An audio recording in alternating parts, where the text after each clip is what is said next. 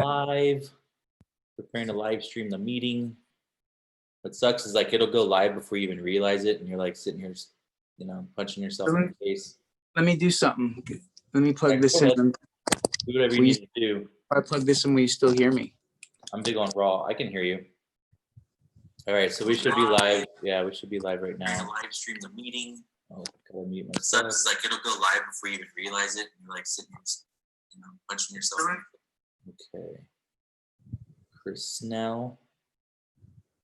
So we should both be there right now on YouTube. All right. So real quick, because of the awesome things that happen with YouTube when you go live and how weird it can be, it's just showing me. But yeah, we're a little late, but we're working through some technical aspects. You know, when you're doing a big production live to the rest of the world, there's a lot of stuff that goes on. So, all right, I gotta see you, Chris. You're up.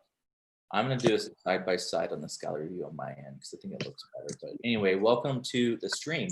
Welcome to Friday Night Chats, live with the opening drive. That's me, Jason Gacera, and then my homie in San Antonio, Chris Snell, who is a fabulous musician, Army veteran.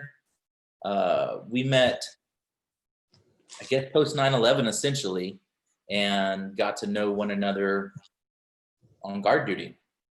And it's kind of like been rocking since. Well, Chris is still rocking out, and I thought it'd be really cool to have him on tonight and be able to share some of his music, let Chris talk, do some chatting, and share more of his music, especially the Razor Dove is the band you've been heading up for a while now. So anyway, welcome, Chris. Thank you, Jason. That was a long introduction. And I always have like these random things in my head whenever I'm preparing, but then it like never goes that way. So, but anyway, I told you I had a surprise for you. And this one goes back a long way, and it's amazing I still have it. But That's so cool, man. Yeah, dude. I've had this shirt's been stowed away in I can't fucking wear it anymore, that's for sure, but it's been stowed away for a long time. If I could fit in it, I would have worn it tonight. But that was so Chris, that was your first band? Well, not your first band, but the one I know about. First band in San Antonio for sure. Yeah. Not very first band, but pretty close. So that was cool for me to go and watch you play in Zahodi and San Antonio. That was always a lot of fun back in the day. And we were in our youthful 20s, early 20s. This seems so long ago. So I'm drinking bourbon, by the way. I don't know what you're drinking on. Not nearly as classy. It's a fine Pilsner. Nothing wrong with that, my friend. The whiskey keeps me thin, and that's kind of the angle I'm looking for, you know. Yeah, it'll clean you right up. Yeah, it'll clean it all. Hey, is my shot crooked? It feels like you're perfect, it's man. Fall down at any moment. Yeah, no, you're perfect. I worked really hard on the light, so my mustache would really pop. Oh yeah, the mustache is popping too, by the way. Yeah, you kind of have an Anthony Kiedis look happening right there. Oh yeah, I'm proud of it because it freaks and scares people out. But it's a good way to go. So one of the things that you mentioned you wanted to do, and so I'm going to try to pull it up, is to play one of the videos from the band. Let me see the YouTube streaming along. I wonder if I should go to like, I don't know, Facebook or something, be like, hey, we're live, but people will figure it out. Right now I'm seeing though, it's like, I have like a spinning thing going on my YouTube, but I think that's okay. I have too much probably going on with it. Close that. All right, so anyway, let's do that. So I'm gonna play that video for Hammer Swinger. And what I'm gonna have to do is share my screen, which of course, anybody, if you want to, go to the Razor Doves YouTube channel, go subscribe. And while you're here, subscribe to mine. Go subscribe and like all the videos that you find. That's the best thing to do. You gotta like them all. And then watch them over and over and over again. Like all the videos. It's a good thing to do. So, all right, I'm gonna share screen, see how this pans out. Hopefully not like shit, because you never know. And I really don't know how it's gonna go down here. So I'm just gonna play, make it big. Hopefully people can hear it, and then Can you see it by chance? Yeah. All right, Yes. cool. That's a bar in downtown San Antonio. They're probably not going to get good audio, huh? I don't know. Can they hear us? I don't know. We'll know later. Well, I'll know when I watch it back. Let's see. I'm gonna message a couple friends over here. Barkeep, drink whiskeys for the boys. Yeah, that was a rocking show, my dudes. I said, we're changing it though. No one even noticed, bro. You were handling it like a pro. You guys really sucked. What'd you say? She said your band's awful. Like the worst. Terrible. Wanna go? Wait, do you even know who those chicks are? Probably just a bunch of nobodies. They probably don't even know anything about rock and roll. Rock and roll. Roller derby, bro. The hammer parlance. Certified badasses. You better just go. No. It's the day we stand up for ourselves. I'm tired of getting pushed around all the time. Who's with me? I always got your back, brother. Me too, bro. We're gonna do this. We're gonna do it right. Okay. So my friend says you can't hear the music, but you can see it. Oh, maybe there's something I can do with that. All right, sorry. Why? Why would it do that to me? Can it hear us? It says you can hear us. See, and I'm seeing the music come through. Yeah, we're still trying to figure this out. Yeah, You here's should probably figure all these details out. Oh, You know, he said if we stop talking, you can hear it. Before you have big artists who don't have much time, people, you should figure all this shit out. There you go.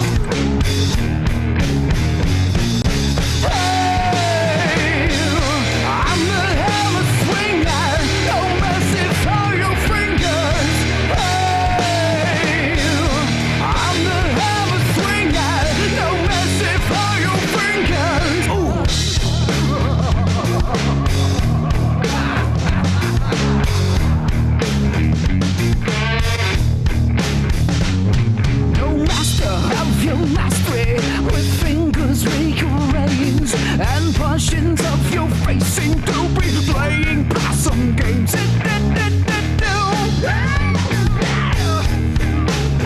Because I hit you. Hey, I'm the hammer swinger. No mercy for your fingers. Hey, I'm the hammer swinger. No mercy for your fingers.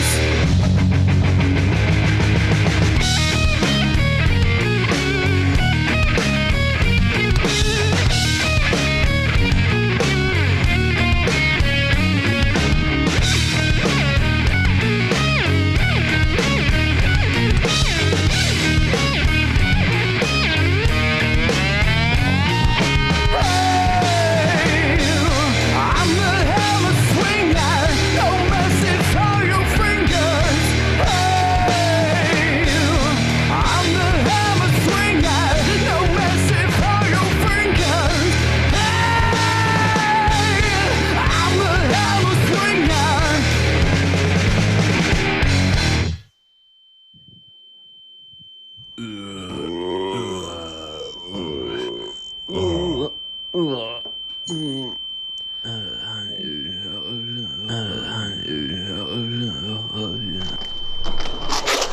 Told you you sucked.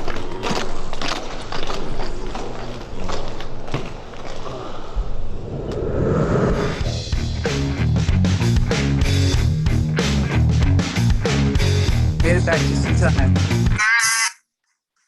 So, okay, I'm gonna close it out. So I think that it was, I don't know, man. I had all the, you get all this stuff set up perfectly, and then the moment You'll you go figure live. Yeah, you'll figure all this out before Spotify picks you up. Well, what I need is Jamie. I need Jamie over here. Like, hey, Jamie, can you look that up? Jamie, can you fucking do that? Somebody fixed it for me. I need a producer. That's all I'm saying. Plus, I'm running off like just my MacBook Pro, and I'm wanting to throw down on some luxury computing equipment to maybe make this a little bit smoother. But you know, it's all good, man. Because what's most important is, like I said, if somebody just goes to the Razor Doves YouTube channel, you can see that video flawlessly. Yeah, the story at the beginning with Yeah, that, tell it. it's kind of worth watching again for the first 30 seconds. It's kind of funny. And so, who were those ladies? They were real skaters. I was on a search for like roller derby. There was a roller derby team here in San Antonio. I was trying to seek out somebody from the team, and then I realized that it'd be better if we just got someone who could skate really well, so we didn't have to. We can do whatever we want and disrespect the sport all we want. So yeah, so we found the main head lady, and she knew the other folks, but we got to spend an afternoon with them, and that was about it. But we had a ball making the video, and it was an afternoon at the at the roller skate rink, and then like in 2 hours at the bar. It was really quick and fun, because we had it all planned out. We knew exactly what we wanted to do, so we went in there and did it. Well, and then you have experience with video production, right? So yeah, that is probably a nice benefit. Yeah, a friend of mine who I worked with at the time, I wanted to have somebody else take control and direct, and I just wanted to be in it for once, because all the other videos I've always had to be behind the camera or shooting, or so I just wanted someone else to just be in charge. So him and I wrote the idea. I had an idea that I wanted the band to battle roller skaters or roller derby team.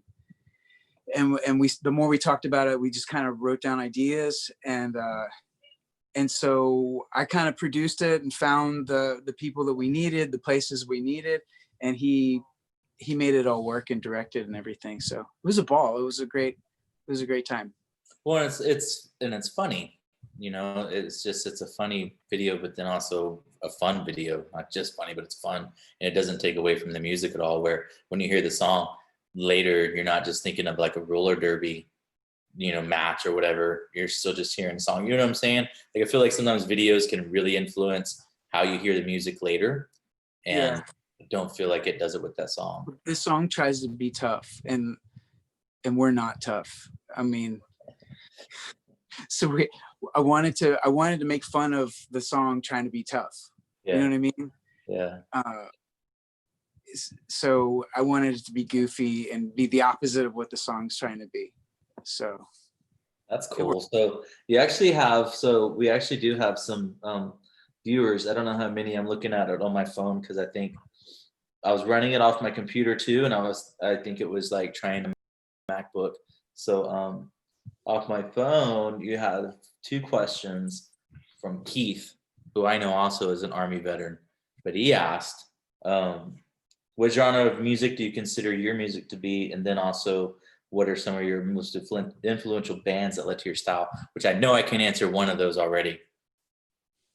Just saying. Yeah, no. I usually just say rock and roll or garage rock, or I don't really like indie rock, because indie rock's become like this whole other genre that's a little wimpier, but it's hard to put you like to hit heavy sometimes. Yeah. That's what, like, when I can actually catch you live like once every 10 years, that's got to change. But I like whenever like you like to hit heavy. Yeah, I just say rock and roll, or there's even punk rock in there, Jason. It's like, yeah, it's just like all the so all the stuff I like that I love, that the 90s growing up, you know, all that Seattle stuff, man. You can't grow up in the 90s and being a teenager in the 90s and not say you didn't love Soundgarden and all the cool shit that was going on, man. Yeah. I mean, it touched everybody, whether they liked it or not. it influenced everybody.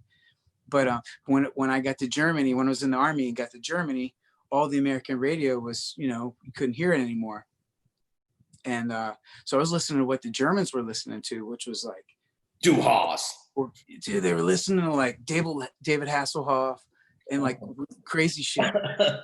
But they also liked like there was always classic rock, American classic rock on. Yeah. So like I did through that, and then Sergeant Roth, who Andrew. Yeah, Andy, he became like one of my biggest inspirations or teachers or kind of mentors for rock and roll. And he taught me about Iggy Pop and David Bowie and Lou Reed, all the cool shit from the 70s. And so like I dove into all that scene head first. So. You can see that a little bit. You can see that in him too, without a doubt. Yeah, and rockabilly, like we got together and played. Andy was my NCO. He was my he was an E5, and I was probably when I met him, I was probably still a PFC, man. Yeah. We started a rockabilly, but or like a kind of like he called it a psychobilly band, just like fueled up fast, like rockabilly stuff, like Elvis on steroids, or on speed. That's kind of what I got into. So then that led me down a path that I was listening to the Kinks or the Cramps and like all the rockabilly stuff that he was listening to. So I'm 100% listening to you, but I'm gonna post this video at the same time because I had to switch things up. It fucking stupid, man. Jamie, post the video, Jamie. Asshole. I always got to tell this guy what to do, man. He's such a turd. Everybody's like, I need a Jamie. That's good. So how are you handling Corona Town and whatnot? How's that been going for you guys? Pretty good. I mean, I'm just now finding a routine. The things that kept me going, kept me healthy, kept me just functioning. Some of them got taken away and some of them are still there. So like the gym that I went to got shut down. I couldn't go to. Yeah. And I found a way to do that at home. And now I like to do it at home. I'm running more. I hated to run on my own. And now I'm running a little bit. So that's good. But all the good things, there's also like bad things. So I'm at home more. I'm probably drinking more than I should. So I'm trying to like the two things are battling out, man. What are you gonna do? What are you gonna do? Yeah, what are you gonna do? Hey, I can drink a 6-pack tonight. I ran 4 miles today, man. It's cool. Exactly. Did you entirely get off Facebook? Is it just Razor Doves on Facebook now? Razor Doves, yeah. Okay. Yeah, so I'm still managing it. I got out. I have like a kind of like a ghost account that allows me to manage the but yeah, I monitor all that through the Razor Doves account. I'm just seeing if I can tag you somehow. Probably can tag Razor Doves. There we go. Boom. Here we go with Razor Doves frontman Snell. Woo! All right. So I like it. So yeah, if man, and so the last time we saw each other is when you got to come down here and play a show at Black Monk Tavern. That's the name, right? Mm-hmm. Yeah. And that was really cool. And I didn't get to see you play in it's probably like 2012 or something, man. Yeah, that was probably the last time I got to see you play. So that was cool. And we'll do more, man. You're always invited. You're always welcome here, and you can crash, or whenever you want. You're always, whether there's a show or not, you definitely can hang out, man. And what we got to do is like, with the van is I'll go with you guys just to be your PR guy, and we'll bring my 5-year-old, bring your kids, whatever, and we'll make it a family tour, and we'll go to Colorado, California. My van's not very friendly for more than about 2 people, but Do you have a way? Yeah, probably not right now. Is they like to share a picture of the van? Um, Maybe I can do it afterwards or something like that. But the van is awesome. The van's very, very cool. yeah, it's very polarizing. It's polarizing. That might be a good term, man. But it's an awesome van. Do you want to describe it? You want to describe it for the people? Yeah, it's a 1978 Dodge B300 that was converted into a camper van back then in 78. So it's this big, super extra long Dodge van. And I think it's like the coolest thing in the world. It's like 1 part muscle car, 1 part domicile. Well, and you got in there and you scraped it out, right? You did a little bit of work. Oh yeah, I did tons of. The guy that owned it, he was a colonel. He was an old colonel from. He said Chris, when I joined the army, the cavalry still had horses, and so that kind of Not just for show. yeah. Man. But yeah, so he was like the second owner, so he loved it and took care of it. But the as he got older, he's like 86 now. As he got older, it started to get some water damage, and so when I bought it, I had to clean out a lot, like pull out the carpeting and the ceiling, and so I did a lot of interior work and stuff. Basically, restored it. I restored most of it. Mhm. So I don't know. That was a year and a half ago, pushing 2 years ago. I've been working on it. It's getting pretty cool now. But that's what I've been doing. It's keeping me busy, and I'm learning And a lot, man. Keith said, "Road tour to weed-friendly states only?" ? Hey, I don't have to piss for anybody, man. So I can kind of just roll with the punches. I mean, I'm a college student, man. I'm just a college kid. I don't fucking know what's up. So it's all good in my hood. And as a matter of fact, the only job I've applied, I mean, I've applied for a few to go back to work, but like the one Army gig I applied for was Army Futures Command in Austin. And they don't even require urinalysis, I guess, because they're in Austin and they don't want to close off their selection or something. Yeah, so, no, they're looking for talent that's civilian. They're trying to connect. I know about that command. Man. They're trying to connect with those civilian like geniuses. Yeah, what a cool location, man, and a great gig to get. So if I got on with that, I'd be really stoked. But I think the competition's probably really, really stiff, I would imagine. But we'll see. I wouldn't mind getting up that way, honestly. So question for you is, are you ready to riff some chords? Is that the right? You want to? Yeah, I'll riff chords. I'll riff notes. I'll riff silly little tricks. Whatever you want me to do, bro. Yep, tricks, just no dicks, and we'll be. Dude, okay, I got to share a story real quick from so Chris and I were stationed at Fort Sam Houston together, and so this was pre-2001 or 9/11. We probably saw each other in passing, but before 9/11, you could be stationed with guys and never see them because people were just dispersed doing their pre-9/11 boring army. We lived right down the hall, and we didn't really.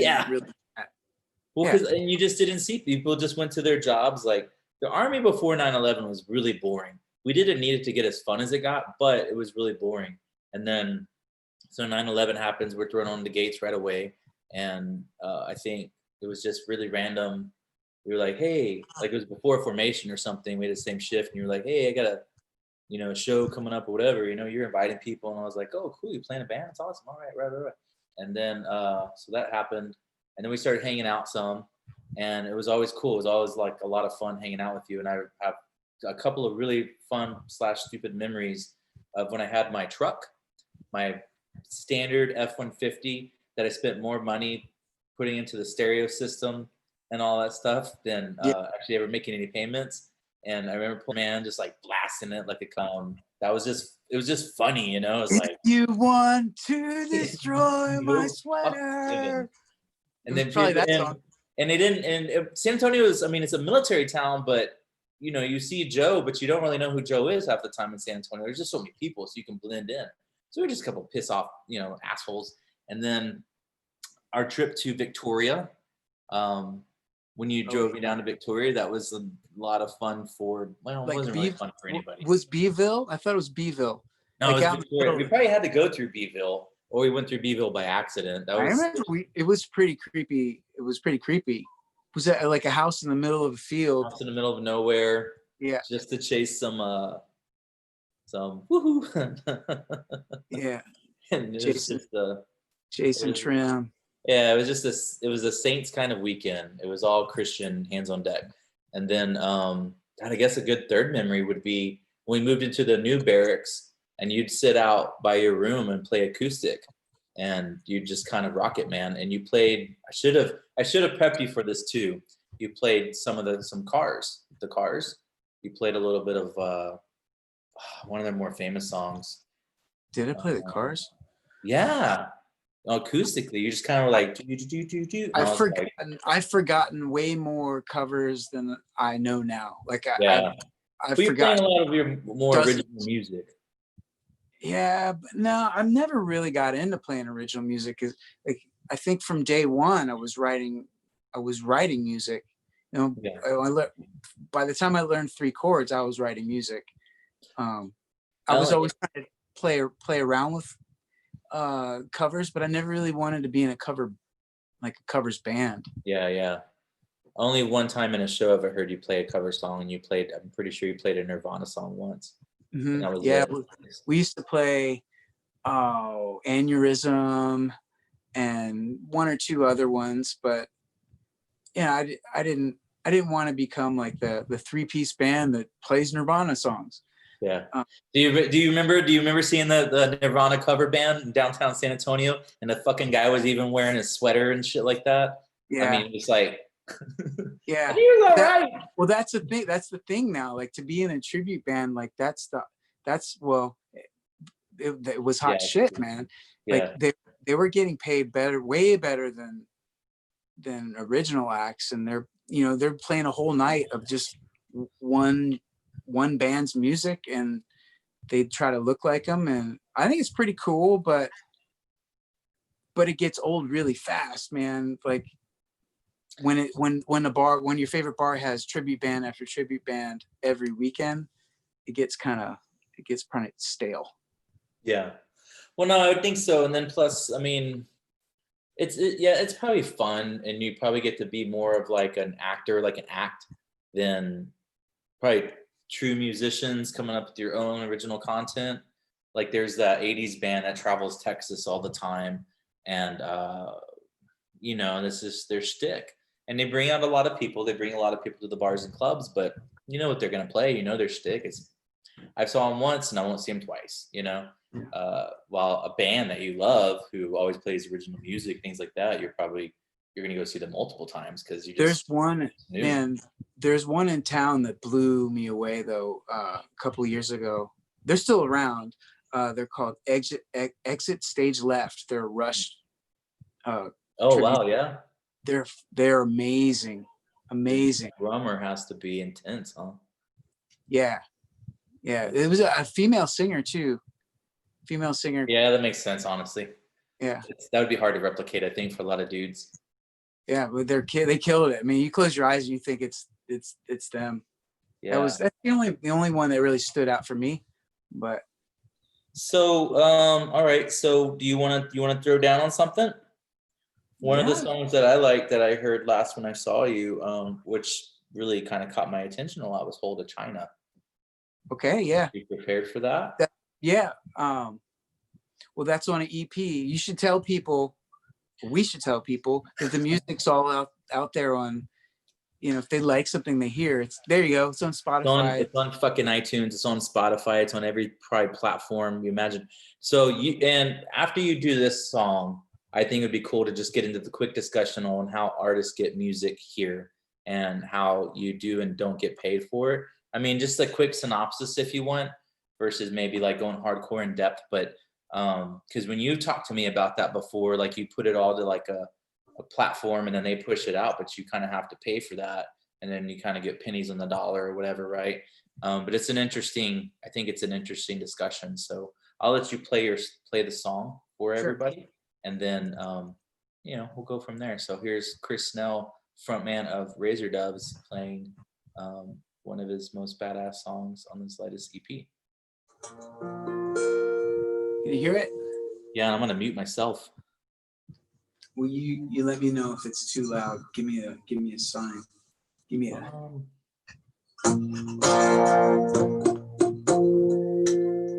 You got it?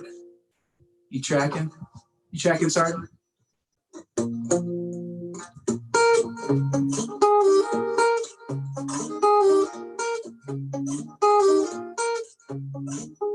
I'll keep digging till I find me the bottom of this hole.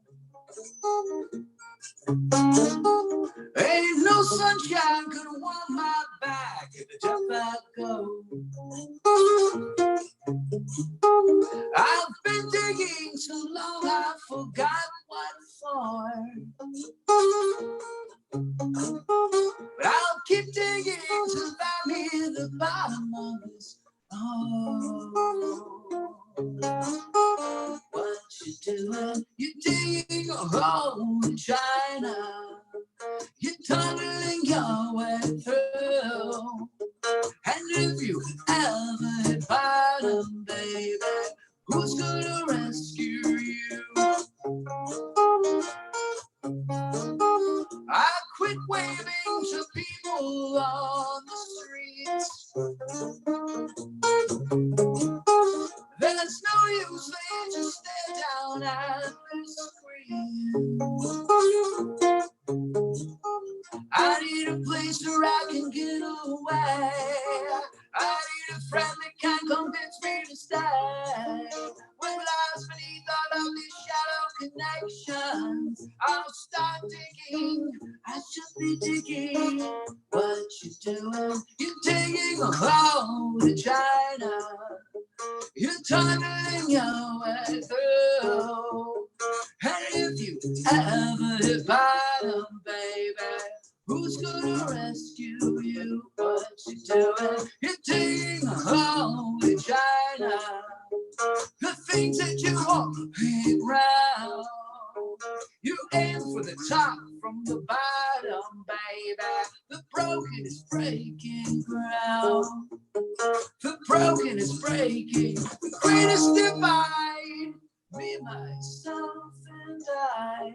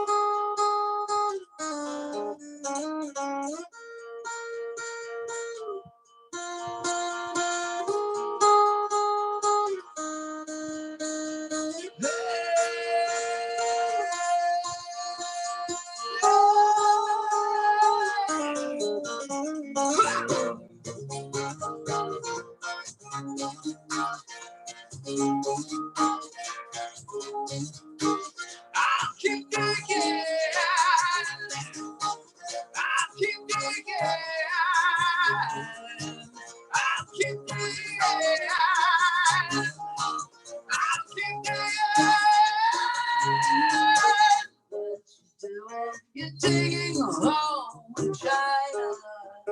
You're tunneling your way through. And if you ever hit bottom, baby, who's gonna rescue you? What you doing? You're digging a hole in China. The things that you want ain't round. You aim for the top from the bottom, baby. The broken is breaking ground. The broken is breaking. The greatest divide. Me, myself, and I.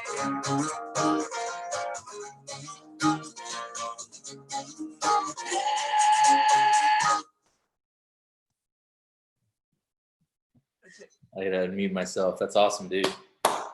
Song over. Everyone should be clapping. I don't know how you can wail like that. I think that's such a difference between the physical makeup of someone who can actually sing versus people who sing in the shower. Is that if I even try to wail, I'll lose my voice. I'll fucking crack, you know. Like that. Like, that's so cool. That's something I've always thought was you have an awesome voice talent, man, and a little bit unique, you know. Thank you. Like, Oh, you're yeah, able to hit it. sure. Huh? Yeah, I'm just now starting to sound like I can use my lower register a little bit, or trying to. It's weird as we age, and you know, like those guys that can have those really nice raspy voices. Those guys are usually in their 50s or 60s, man, and they probably, I don't know if they did a lot of drugs or they smoked a lot or whatever it was, but it really manicured a nice raspy voice, you know. But Well, it can also play havoc on those vocal cords. yeah, what Mike told me, my bass player, he's like, you lose your ability to do highs, like the higher register, the higher notes. You lose your ability to do those. So I guess you're forced to go lower. But Yeah, your voice doesn't really go lower. I guess what he was saying. It's just you lose your ability to do the higher stuff. So. Yeah. Well, kind of like some of us lose our hair and some of us don't. Hey, well, I thought you just did that because aesthetics. Yeah, you wanted to match in with the wall there, the paint. Had to blend in, man. I did. Oh man.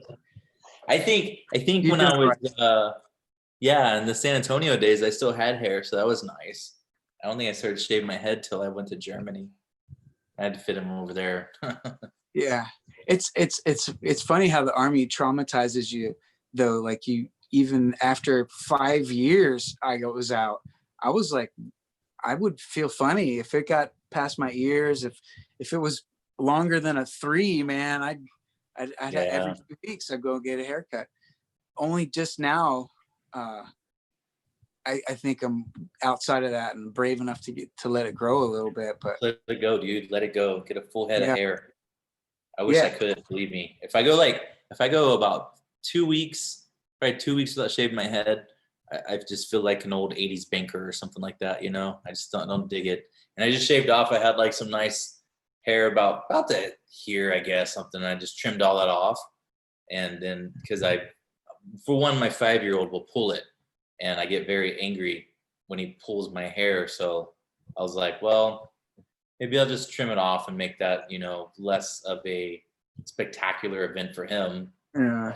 I don't want to talk about your hair or my hair anymore. Yeah, it's like the most boring fucking conversation. Yeah. You can think of. Let me see if there's any more questions. Ask me more about guitar. I can talk guitar all day. Okay, here's a guitar question. Why do you play the guitar you play? Like you kind of have like your electric guitar, I guess I should say. You have that badass river style, huh? Yeah, the gold top. Well, if anyone looked us up and that didn't know us or never saw it, they'd see me with the gold top, like a Gibson. This is kind of my baby, my trademark. Really beautiful. My go-to. It's a Gibson Les Paul. And why do I play it? Because I saved my ass up for it, and eventually I could afford it, and I went and bought it because I already knew how badass it was going to sound. So is that the same guitar that, not the exact same, but the same model that Kurt Cobain talks about in his Unplugged? Nope. Okay, because he mentions, you know what I'm talking about when he mentions about. No, he didn't play expensive guitars. He didn't like expensive guitars. He played dumpers. Yeah. Secondhand stuff, pawn shop stuff. I think that Fender kind of took him, and I think that Fender made a model. Well, I know that Fender made a model. It's called a Jagstang, like half Jaguar, half Mustang, and they put his name on it in like 96, 97.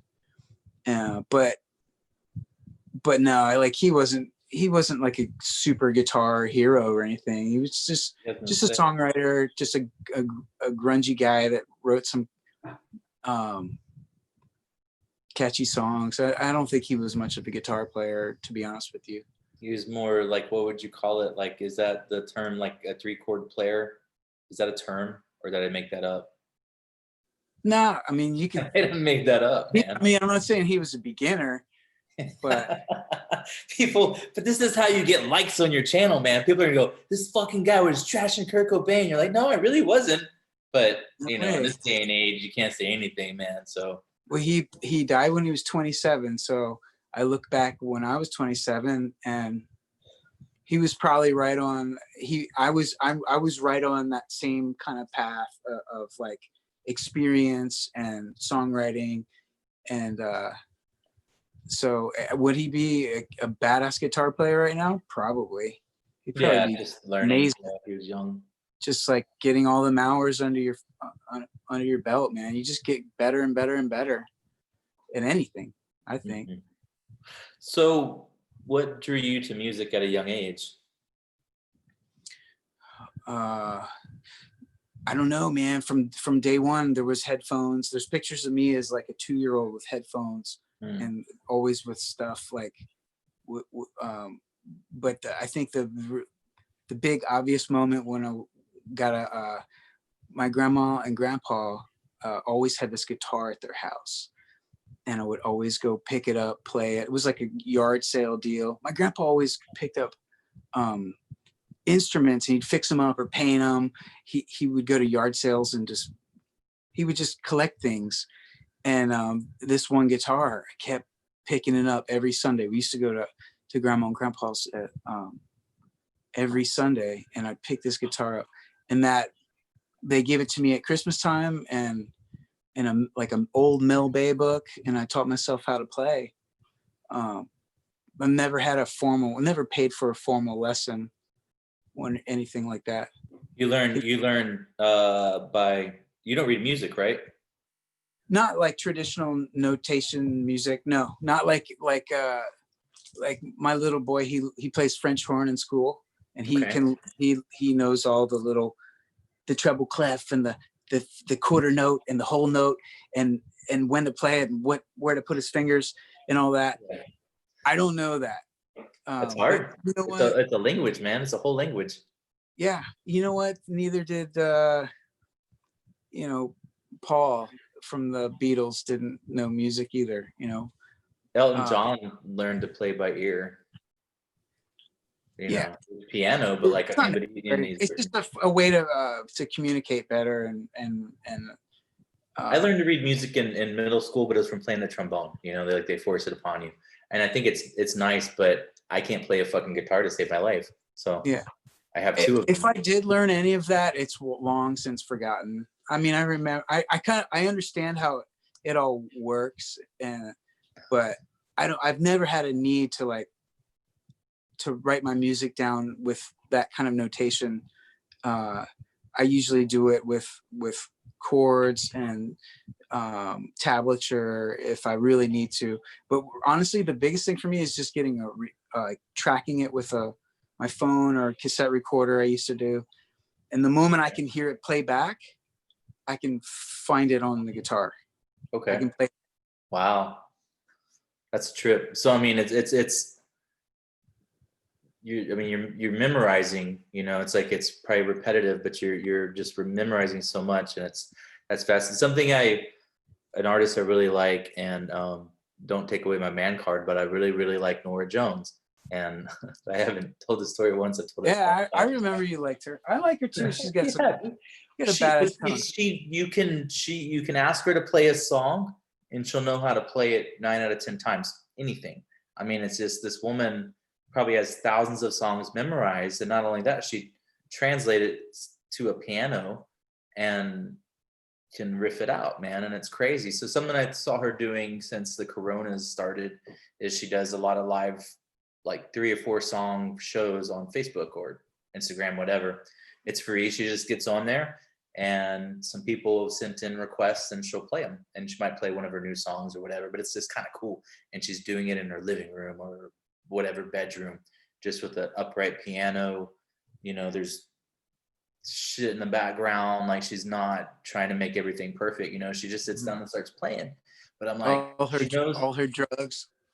Yeah, there's like drugs and beer bottles, kids in diapers running around, and she's just like, "I'm gonna play some music." And Yeah, I'm gonna play this beautiful music with all the tweakers in the background. All those freaks from Denton. But I always get a little mesmerized with how much she knows, though, and I think that's cool. Like in your sense too, is like you just remember so much. Like, you know, if you toss a song at you, especially if it's one of your own originals, but like if you've had 50, 60, 100 plus songs that you've written personally. Oh yeah, if somebody else is offering, I forget. Like you could ask me to play a cover I used to play 10 years ago. Yeah, that's not ever going to come back unless I sit and work on it. Yeah, but something that I wrote and I played 1,000 times and I created and built, it usually comes back really quick, especially if I can hear it, like an old demo of it. That's why I'm big into demos, always making demos from the moment the idea is there. And the demo gets a little bigger, a little longer until it's finally done. But yeah, man, if people like to hear shitty versions of songs or like half versions or just the chorus or just the hook idea, I could sell like 3 albums worth of all that just in the Razor Dove stuff. Yeah. You know? Yeah. There's when artists go into the studio to record, they probably cut like half the music that they record. Is that accurate? Like they might go on with 20 songs and then they publish 10. I don't know. Probably depends on the artist. Depending on who it is. I think nowadays there's something I don't like about that honesty. It's like say like the Chili Peppers, one of my favorite bands, they drop like a dual disc set and it has 40 songs on it. I'm gonna like 2 or 3 songs out of 40 songs, man. I'm gonna listen to it all, but I'm gonna be like, oh, man, these ones over here are really catchy. But then all this other stuff, I'm like, why did they even bother publishing that? You know, like because they still make albums. Their heads are still album, right. They make it's all about that's a piece of that's the work. Like the album, that collection of songs, it's a story. It should be. I think it should be a story or themes all throughout, and kind of like take you through a journey. And that kind of album making's, I don't know if it's gone away or not, but maybe the single is much more important. That one song is much more important. I don't know.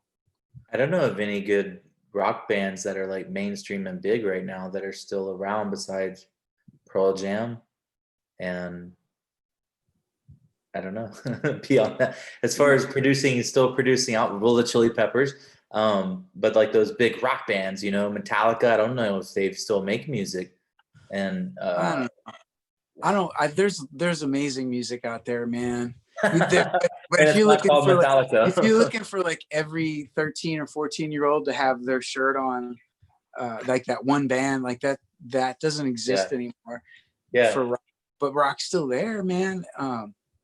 There's great bands out there, but they're like the Metallica days and the Guns N' Roses. Yeah. I'm not holding my breath for all that to happen. Yeah. Well, because look at the stuff that people listen to now. So the question that we worked on earlier, but we moved on to something else. But your influences. Who are your musical influences growing up, and even today? Yeah. So I left off at when I was in Germany. Okay. Sorry, I'm good at distracting things. Yeah. No. The roots rock, like all that 70s or the 70s sound, 60s sound, the Cramps, just Psychobilly, all Pixies. that stuff. Huh? The Pixies. Oh, that was in the 70s. They were like in the late 80s. Like Frank Black. But yeah, I love the Pixies. But so the Pixies, it's the only one I know. They're not around anymore, but Frank Black is. He was like the main dude, and he's got some great albums. Frank Black and the Catholics. That stuff's been really kind of influenced me. But man, I can't. It's just the list goes on and on and on. Right now, what I really like is, especially when like I'm in the garage, I'm like working out or whatever, running, Yeah. is just like the grittiest, gnarliest, drug fueled band called the Viagra Brothers. Oh, yeah. They're cool. They're cool, man. I'm not even gonna try to explain them. Just check out the Viagra Brothers. Okay. Yeah, one of my friends, I think he's watching right now, Nick, he's really into heavy stuff. It's since I met him, he's just been into the heavy stuff. And for me, I never really got into the really heavy stuff, you know, like Megadeth or anything in that genre. Metallica was probably the heaviest thing ever. But the death metal, Sepultura, I don't know, whatever, any of those bands, I could just never get into it. But there's something to be said for somebody who can, I guess, scream into a mic for like an hour straight at a live concert and not rip his vocal cords to shreds. Yeah, no, the guitar work's amazing. It's there's so much going on. It's like classical music, you know, for some people's ears. But Sure, I've been yeah, a lot of yeah. my buddy. Do you remember John Crewman and Chris Salazar? I remember Chris, John, maybe a little bit. They were stationed at Fort Sam, and Okay. man, I think the first concert I went to with John Crewman was like, it was Poison, it was Dokken, and all together it was Poison, Dokken, and A mix. oh, I can't remember the third band, but it was right there, like that same. Okay. So the more concerts I went with him, the heavier they got. Like I saw Ghost with him. I saw Biohazard with him and Chris. Yeah. I saw just all these heavy bands I never would have listened to. But I love the shows. I love going to see them. And the only bummer is when you go to a concert and everyone's just singing every word and you don't know a single word. It's kind of a, like you want to sing and enjoy it, but kind of cool though to see that, because then you realize like a band that you may have never were into and maybe hardly ever heard of, and then you go to a concert and all these people are in tune with it that way. You're thinking, wow, these guys are, you know, they're somebody, whatever, they have a following. Yeah. And it might be the same for you. You go and play a show somewhere, you know, and you get 100 people there, whatever, and then these people are like kind of singing along. That's how everyone feels at our shows. Yeah, I know. I mean, no one knows any of the words, so I can sympathize with it. Yeah. You can screw up a whole fucking set and they'll never know. You're just like, yeah, like, thanks for coming out. Everyone's like, that was fucking amazing. And you're like, yeah, I replicate that every single time. Thanks. Yeah.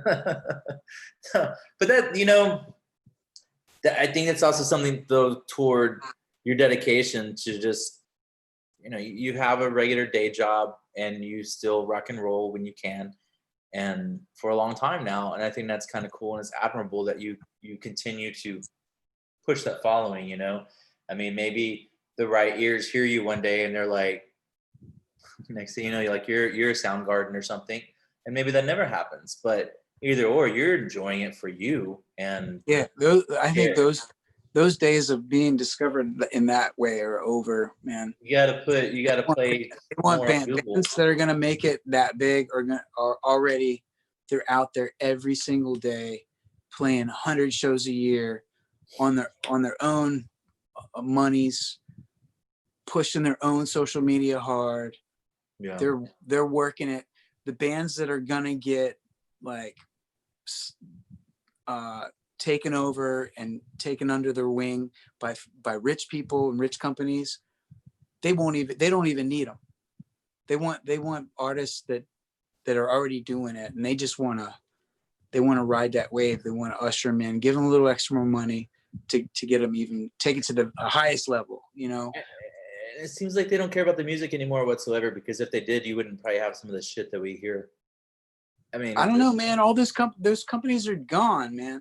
Yeah, like no one cares about the music anymore. You do it by yourself, and that's the way it is. Yeah.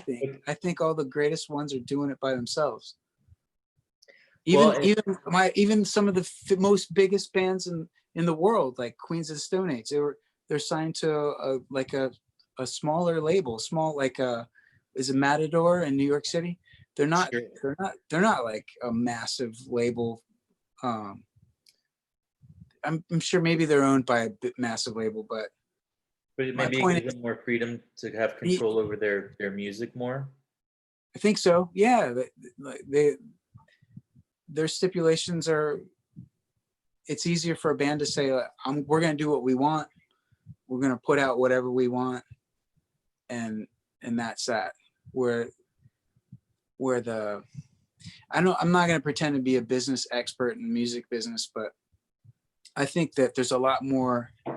The chips are in the artist's side of the table. Like we have a lot more power.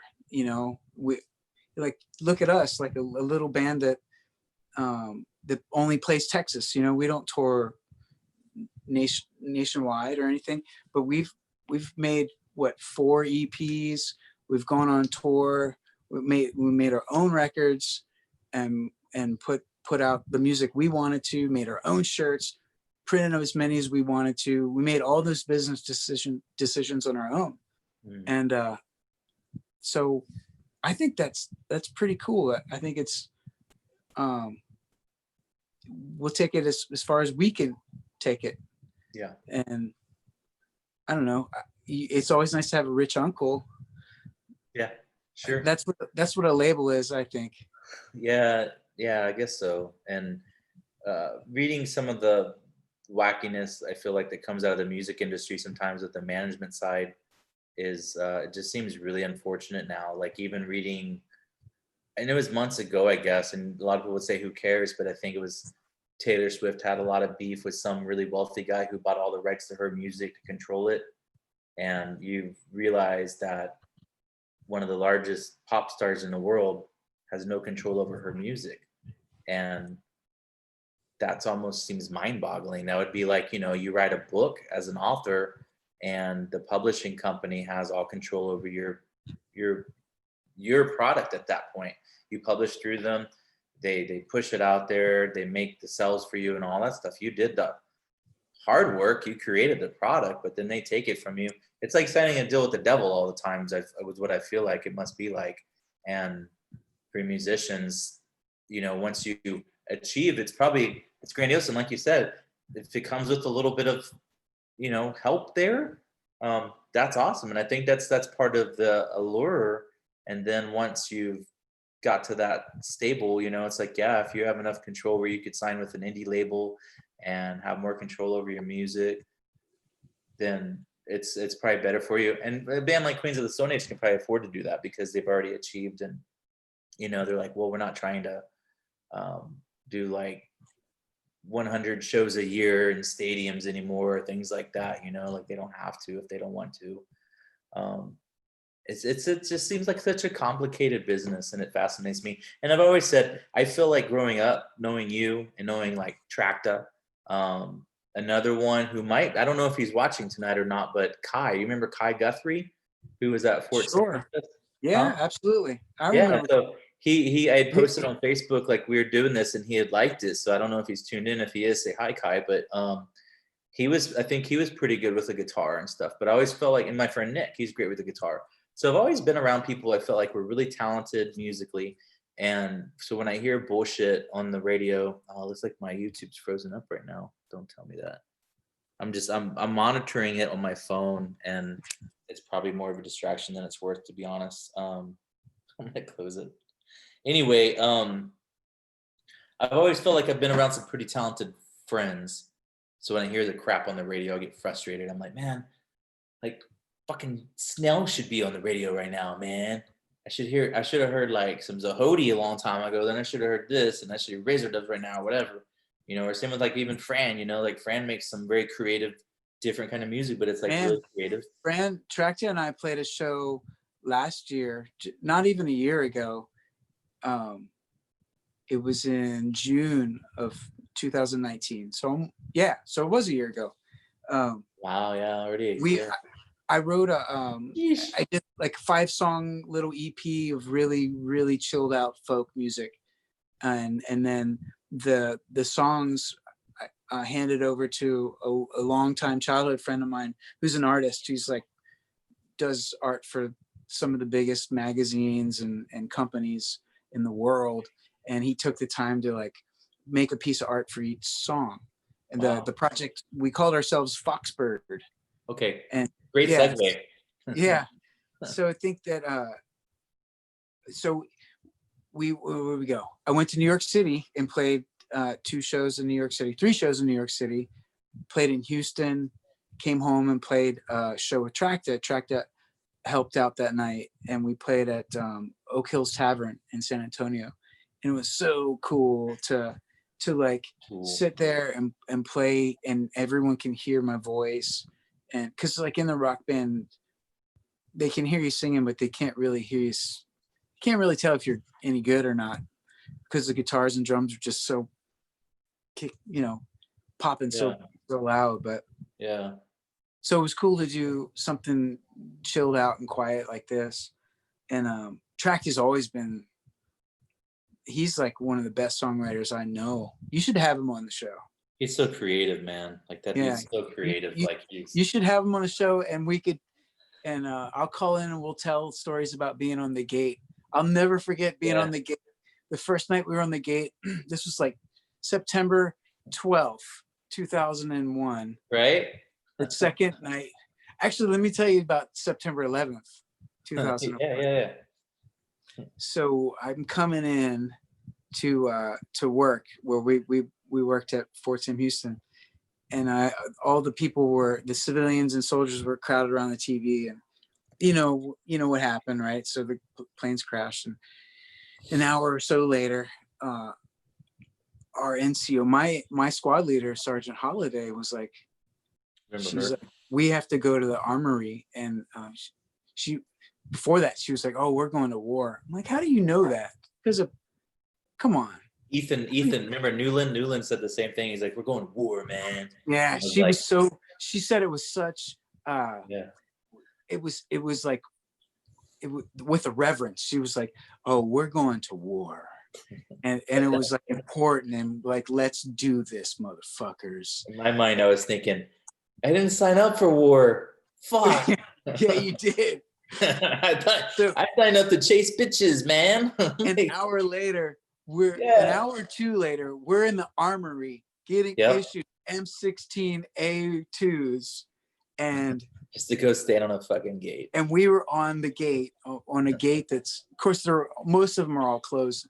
But remember, this is a time when all the gates, wide open. Most of the posts were wide open.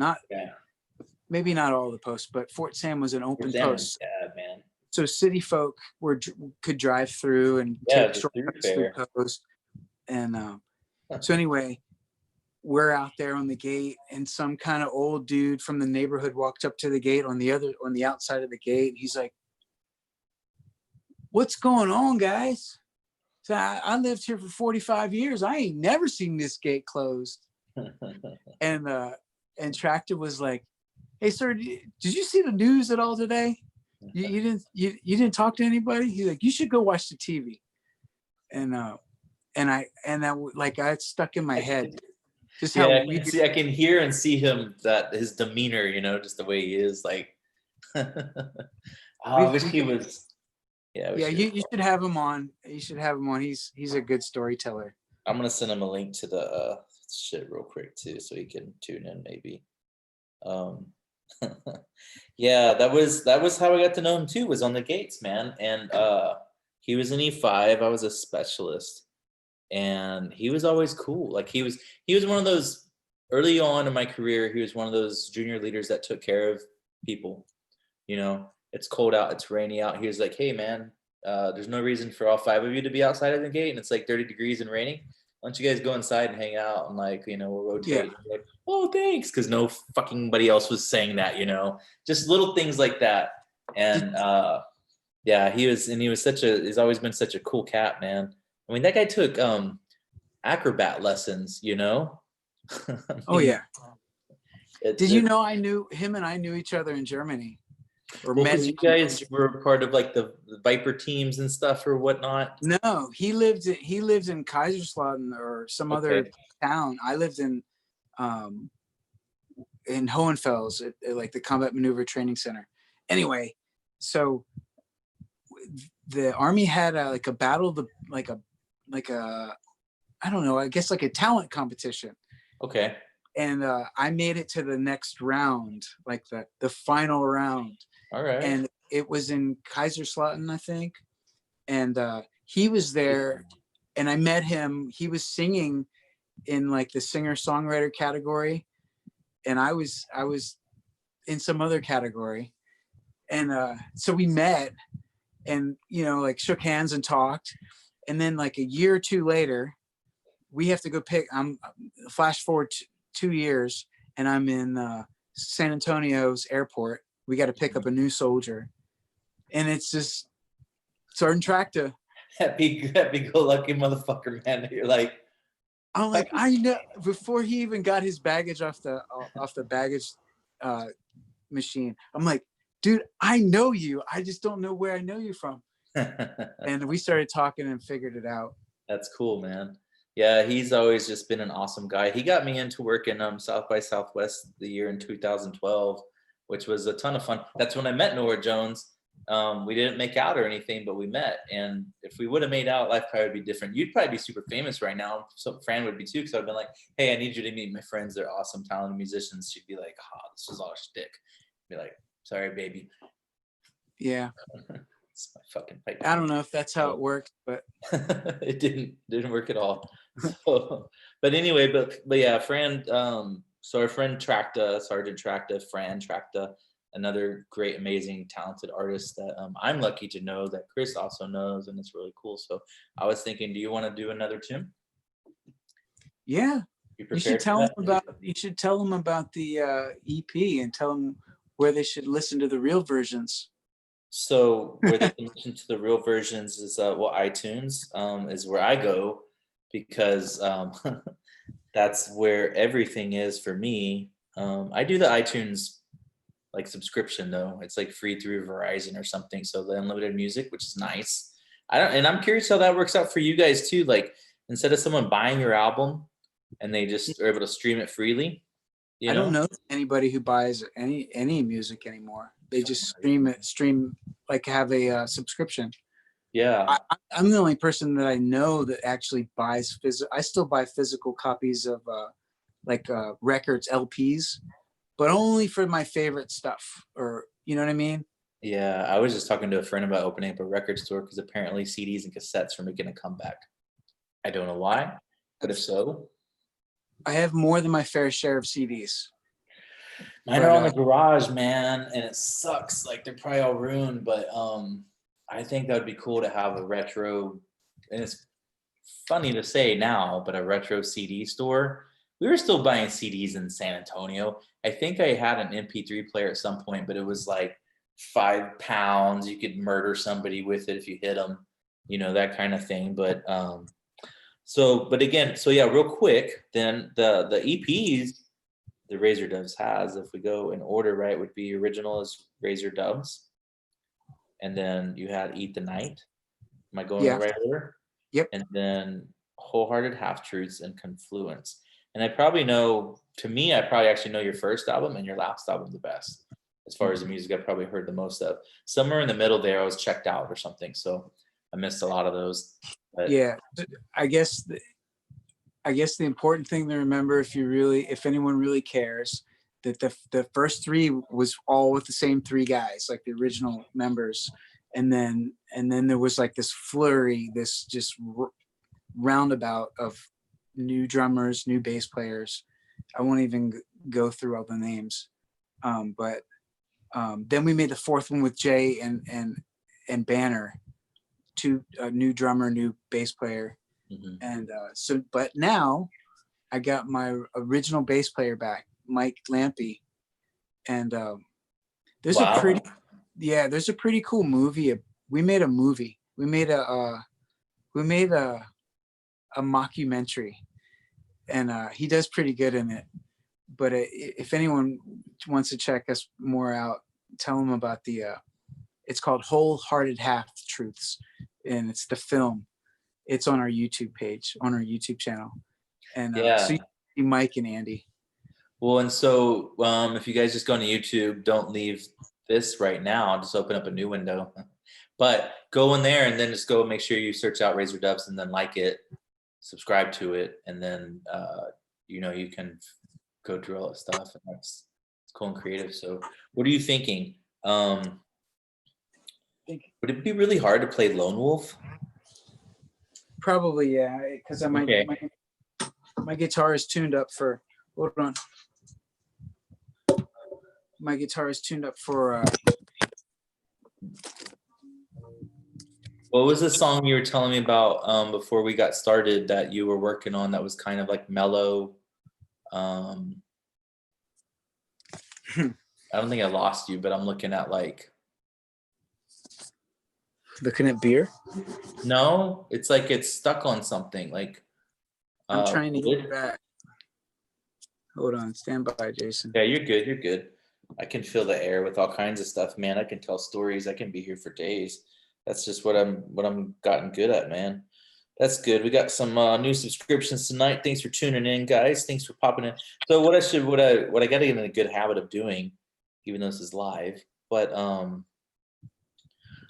reminding people of who we are and what we're doing. So right now we have Army veteran friend of mine, badass musician, one of the better musicians I've ever known in my life, and I've only known a few, but I think they're all really talented. But Chris Snell, he's a front man for a band called Razor Dubs. He's out of San Antonio, Tejas, where a couple of you that were or are watching are from.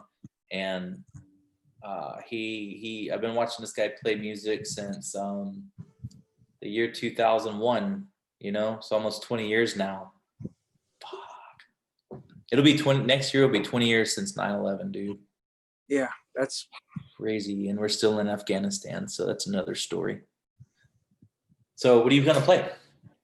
I'm gonna play. I'm gonna play something off the Confluence, the last EP that we got out.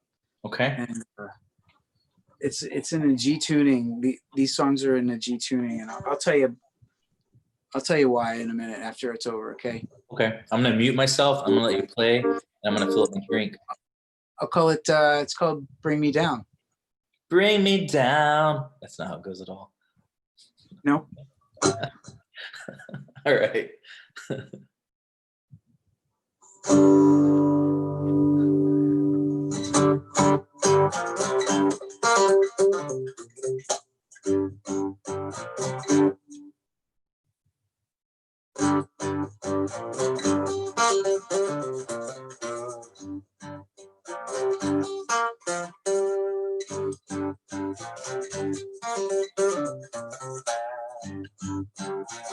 She's a dying bride of the devil's side. She'll break your heart and steal your soul. Hey, kid, you better think twice before you start to rock and roll.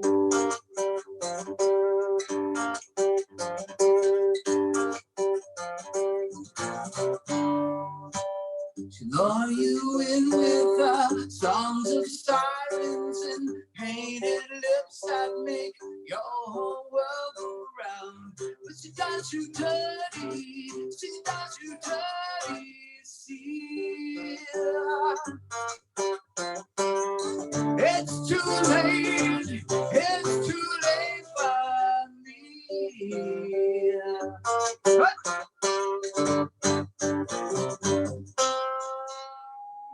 That girl, she's bringing you down. That girl, she's messing around. That girl, she's bringing me down when I want her.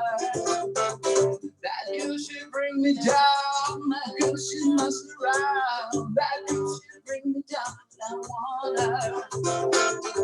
Hey! She'll smile on cue if you want her to. Rock and roll, play. I'll turn to any name she calls. The dreams of dreamers of the blade.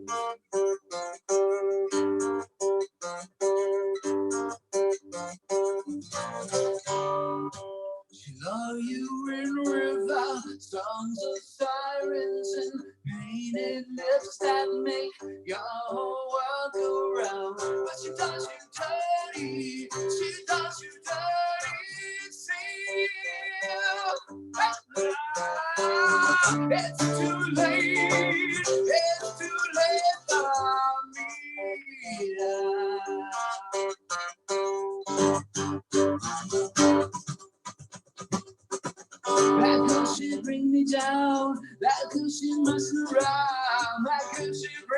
down when I want her.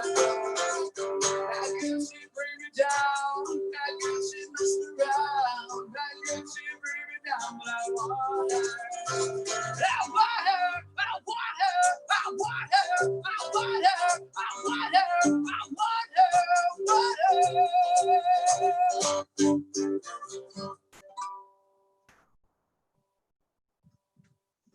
It's awesome.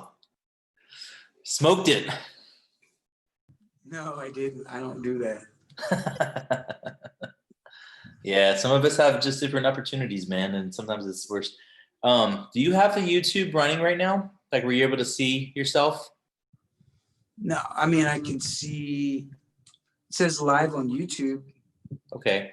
That's just ironic because whenever you were talking about, hey, tell them about the EPs, my friend Nick said, tell us about the EPs. Where can we listen to the real versions? And I was like, there you go.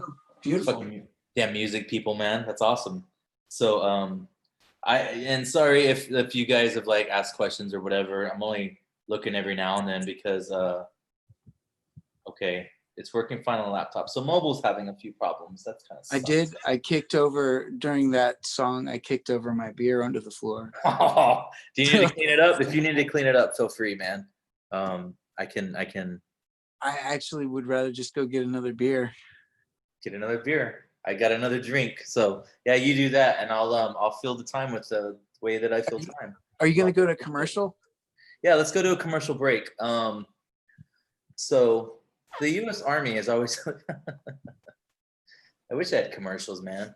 If you're watching tonight, though, I really appreciate it. Most of you that are watching are probably my friends or Chris's friends, and that's all good. Oh, I didn't tell anybody about this. you wanted to see if it was okay for I you. wanted to make sure you weren't going to show up naked or something. Yeah, I don't know if I trust this whole situation. But I will definitely share it. Oh, my friend, it's always funny. Not out of. I think Tracta should come on. Yeah. I think I'll be right back, Jason. Yeah. Do your thing. And my friend Nick too, that was on last Friday. He plays the guitar, and next time I'm gonna have him on, he's gonna play the guitar too. So he doesn't know it yet. He's gonna play the Deftones or something.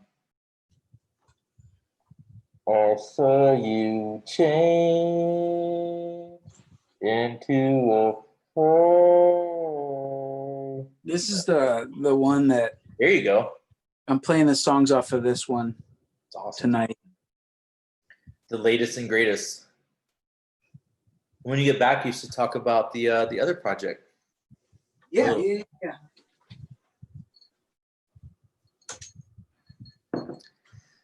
Let me tell you about Anchor.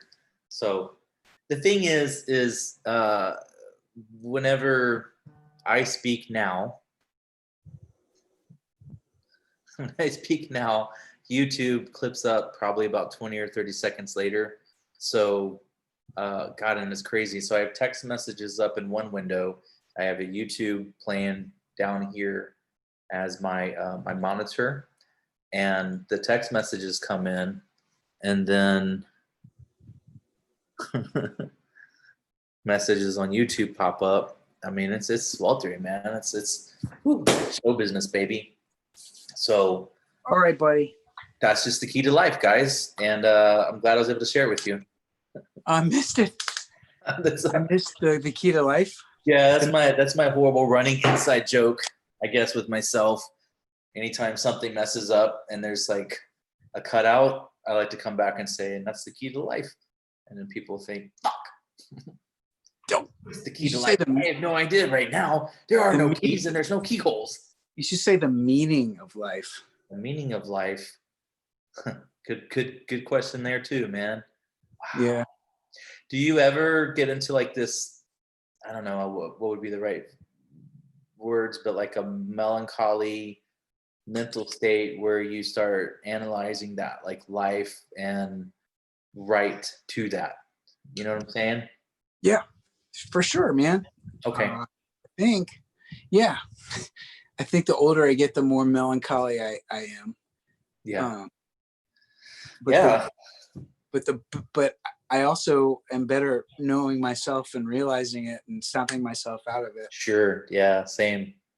Because it's easy to go down those holes, man. And with kids, being a parent like you are too, it's yeah, you got to be willing to. I mean, you got to be there for your kids.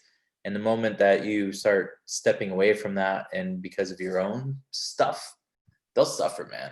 And it'll play on you. And no matter what, like for me being a single parent, if I put anything off with him, it's just gonna add up later, you know, whether it's the minuscule things like doing the laundry and feeding or whatever, like those kind of things.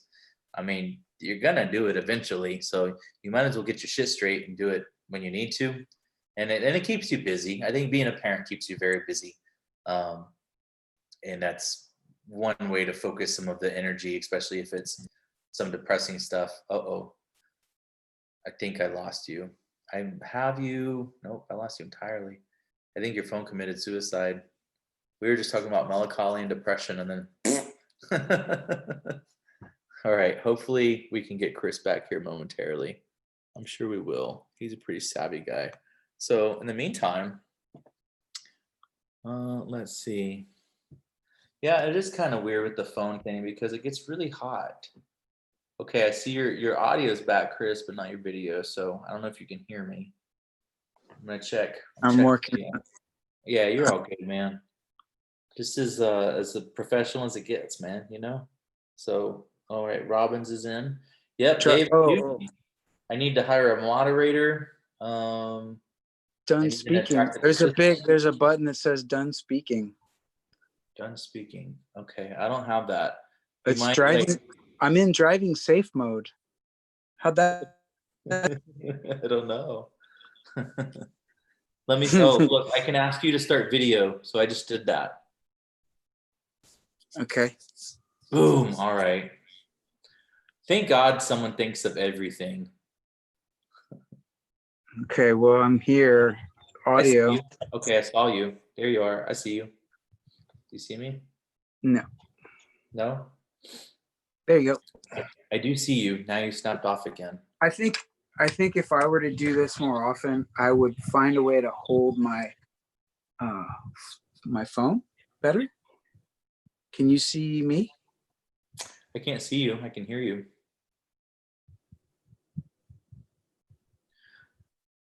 This is the part where we add in. Now I can see you. Boom. We were gonna play some elevator music. Yeah. Well, we're never gonna work for NBC. I can tell you that. I don't want to though. I've come to realize that. I'll tell you that much, dude. There's certain jobs that I feel like I would love to have and work at, but since now that I have retirement, some disability, and some school money, you fucking if you God damn. it's not holding anymore, is it? No, it's not. I'm sorry. Excuse my language, fella. Oh, I say the F word lots of times, many F words. Frenchy, fucking fuck. There we go. Yeah, I would. If I were like you and wanted to do this all the time, I would invest in some way to hold my phone better. Well, see, and I use my Mac, and I was testing out trying to see if I could hook my GoPro up to use my GoPro tonight, but I couldn't figure out how to get my computer to read my GoPro as like an external camera, and I don't know why, man. I cut out on shit like that. I'm just like, I'm not working through all the specifications, and Is there so is there a time length that you're going to try to keep? I know this show's in its infancy. Is there like a format or time that you're going to try to stay within? on the live stuff, not so much, you know. No, not on Friday night. I don't want it to go like, like when you feel like, man, well, I'm cool, man. I'm cooked tonight, and We I'm run gonna out rap. of to talk about. Yeah. Yeah, but like if you wanted to play 20 songs in a row, that's up to you. And I just let it flow, man. But that was the whole point of my Friday night chats thing. Plus, I wanted to even let people, if they wanted to join the Zoom call, they could pop in, and I might mute them or whatever, but they could watch directly that way. And then if they Is had there questions, people they could watching directly. live Huh? right now? There's people Yeah, well, watching. like on YouTube, but then they could join the Zoom call and pop in on us and then, be there and just be like, what's up, bro? It's awesome music. But whatever, but it's just another method. And like I might do a group chat soon with a group that I'm in with a bunch of guys and, just to talk shop or whatever and just for fun. And that's all the Friday night things for. And with the podcast, I do try to keep that shorter and more formatted.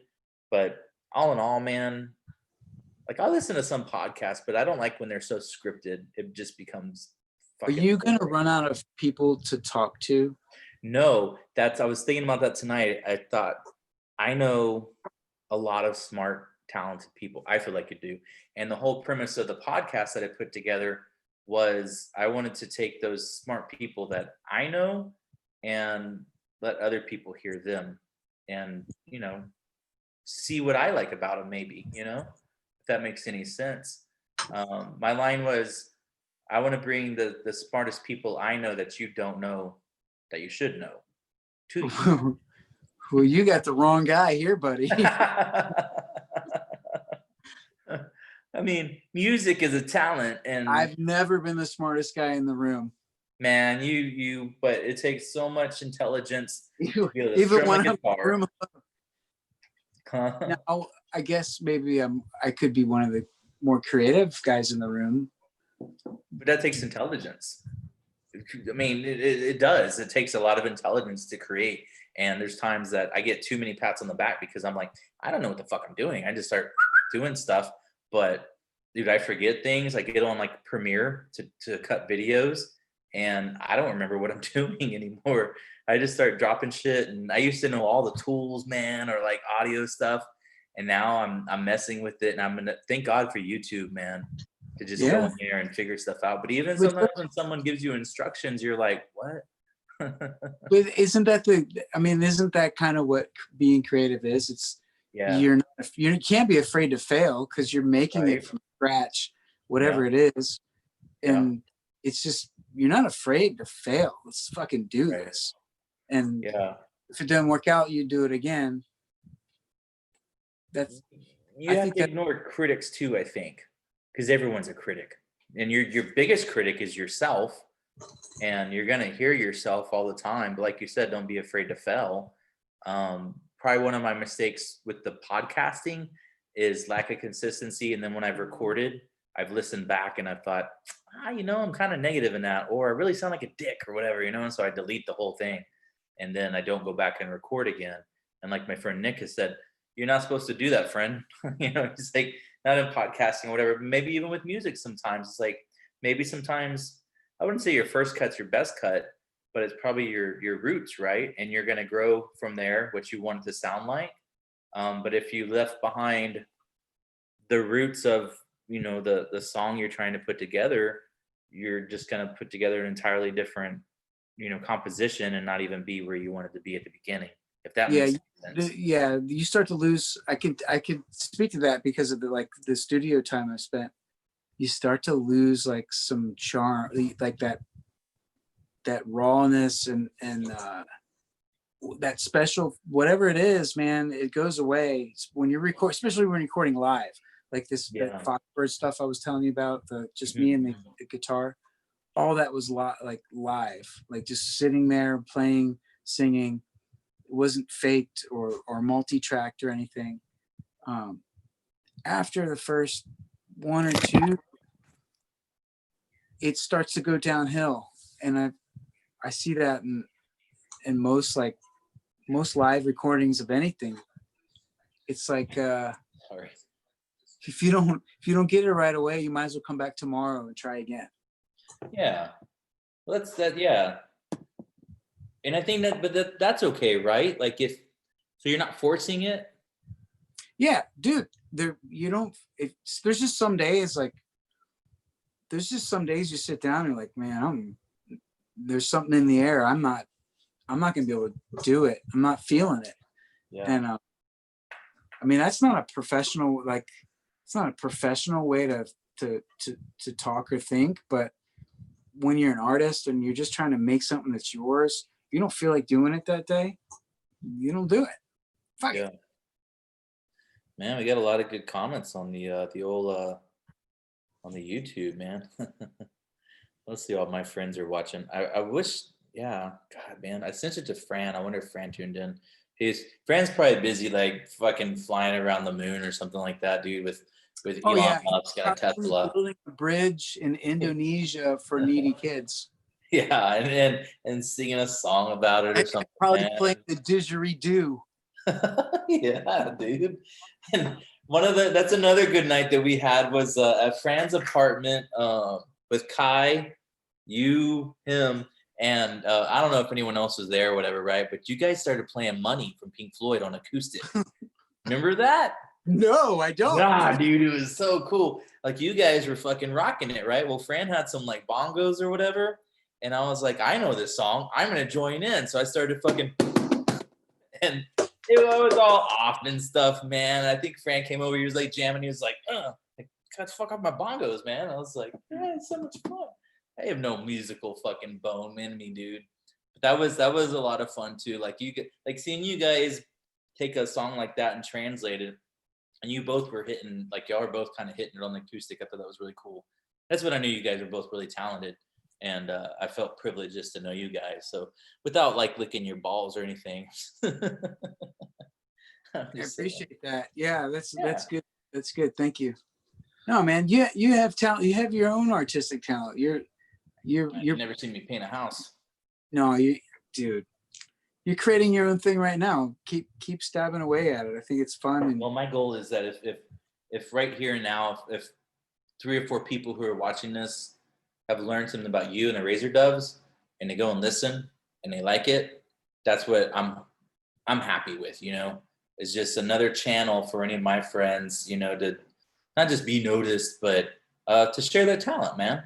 And so for somebody else to catch it and think, man, I really dig that sound. Or if I have a friend on who's like a fucking a painter, I don't know, a typist, and somebody just likes their stuff. That's kind of the goal. Or they just like their ideas, man. Just having the sharing ideas is always a plus too. But I think that's also a theme of music, is just you're sharing ideas, and how you portray it is through the sound of music. I know a guy that can do Christopher Walken like Oh man, perfect. And I think just that alone yeah. want him to be on your show, or those kind of talents. Just special little talents like that. Not playing guitar, that's cool, but you know, your engineer cousin. I'm glad you had your cousin on. Yeah. He's like a really cool dude. So, he's an awesome guy, and he's, as a matter of fact, if you roll up to Austin and you get on any of the train stations or whatnot around there, he's helped design and get those things off the ground. So that's pretty cool. Yeah. That's My something point, I think is neat. Yeah, go ahead. Sorry. Don't keep it to just like guys with their guitars. Yeah. And you know a lot of really everybody's got a story. Yeah. You know? That's the truth, man. So your other big project that you did, do you want to discuss that a bit? And then maybe we can tell people where to go listen to that music. The Foxbird stuff, yeah. Yeah. So yeah. So there's a lot of songs that I write that aren't for Razor Doves. They're way too wimpy or like they're ballads or just quiet folk songs or just really chilled out stuff that has no business on a Razor Doves record. Yeah. So I would always set those songs aside, record them, maybe make cool demos or whatever. And I would always send them to my buddy Todd. I grew up with Todd Detweiler, and we grew up in South Central Pennsylvania. And his ear is tuned in for that stuff, and he's just like, man, one of these days we got to make a record. So he helped me make a record in 2007 with that stuff, and it was okay. But years later, like last year, we made another EP, and this time he took every song and did a piece of artwork, an amazing piece of artwork for it. And so if you look up Foxbird on YouTube, or it's on all those same streaming places, you'll see the artwork. And See if I can pull it up real quick. Ooh, let me do something fancy with this fucking Zoom that I paid a lot of money to be a Zoom Pro with. So, but it's didn't you guys build a website? We made a badass website. Or Right. he did, Todd did. He's the talented, super talented artist. This dude's done stuff for everybody from Rolling Stone to Oxford Bandcamp, maybe. Time Magazine to he's really like at the top level of that profession. And I don't think this is it. I'm trying to find, because I know you sent it to me one time. It's been a while. The website is not operable right now. Okay. Yeah. But Facebook is. Is there a Foxford Facebook? Might be. It's San Antonio, so it's you. Yeah, it's very small numbers. The thing about it is we didn't do many shows. We did 3 New York shows. We did a San Antonio show. We did a Houston show, and that was it. And we sold a bunch of artwork and T-shirts, and then we never made physical copies of music. So you have to check it out on I don't want to try to play the YouTube again. That didn't work out very well. But yeah, that's you okay. guys. Yeah, you guys listening though, like, am I muted? You can hear me, right? No, of course I'm not muted. Yeah, you guys. All those places, yeah. And it's just a different style of music. It's mellow. It's mostly acoustic or super, super mellow. I'm talking like, check it out. There you go. There you go. Prove a point. Tell me if you can hear this. Okay. Super mellow. Do you know this artist named Leonard Cohen? Nope.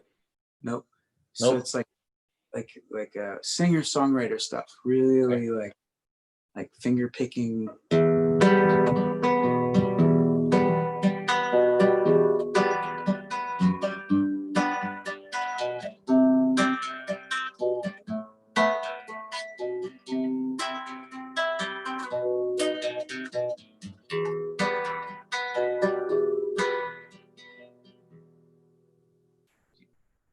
That stuff. I can keep on singing it if you want.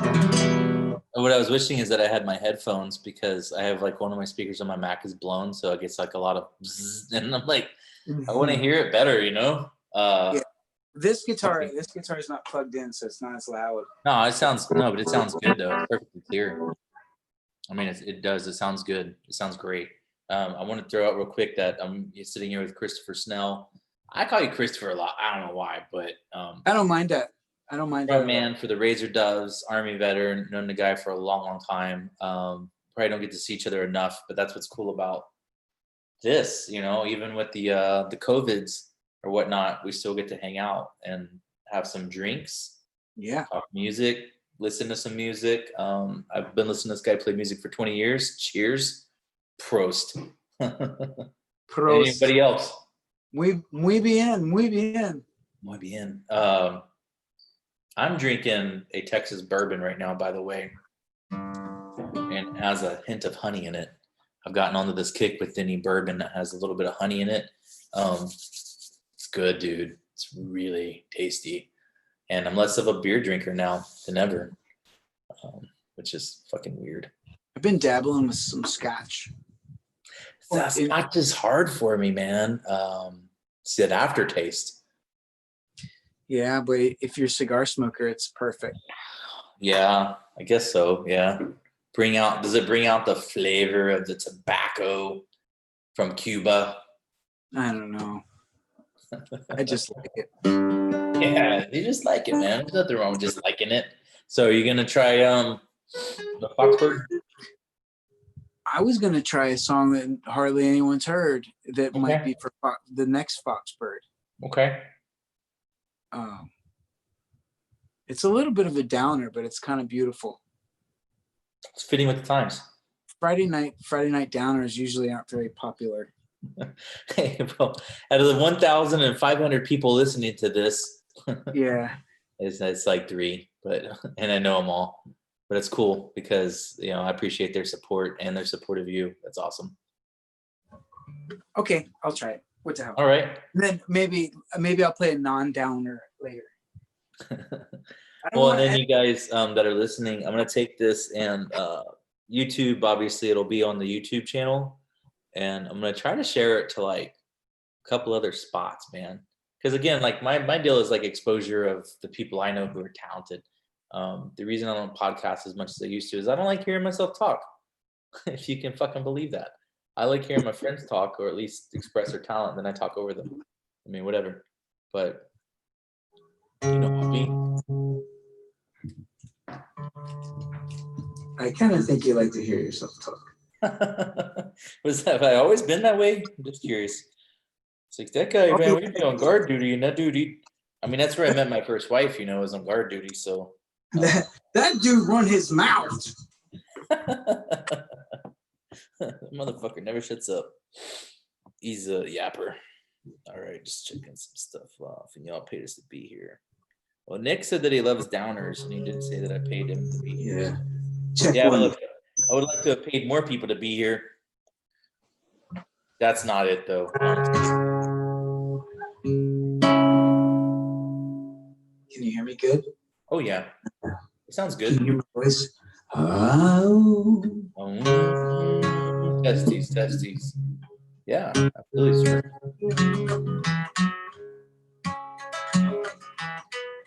It's called The Neighbor Man.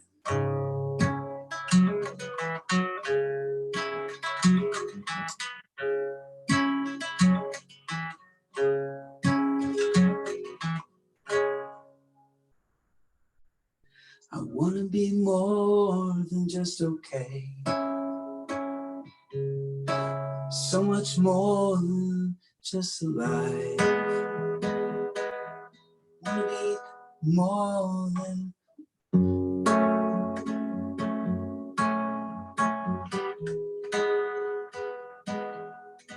I wanna be more than just okay.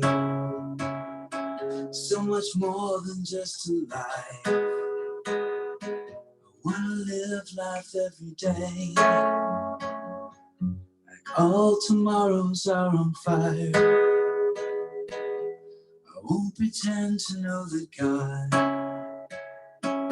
who listens to my prayer. But if he does, he knows my faith is in need of such repairs. The neighbor man I knew for 3 or 4 short years, it's as happy as a choice that you make between your ears. Why don't you just keep it simple? Just take a day at a time. Grab hold of the ones you know love you, and with them enjoy every mile of this beautiful ride. See, cancer has a way of making people see what they stand to lose,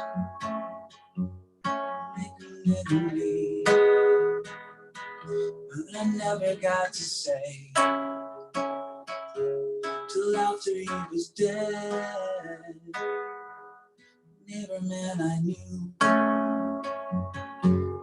but never made.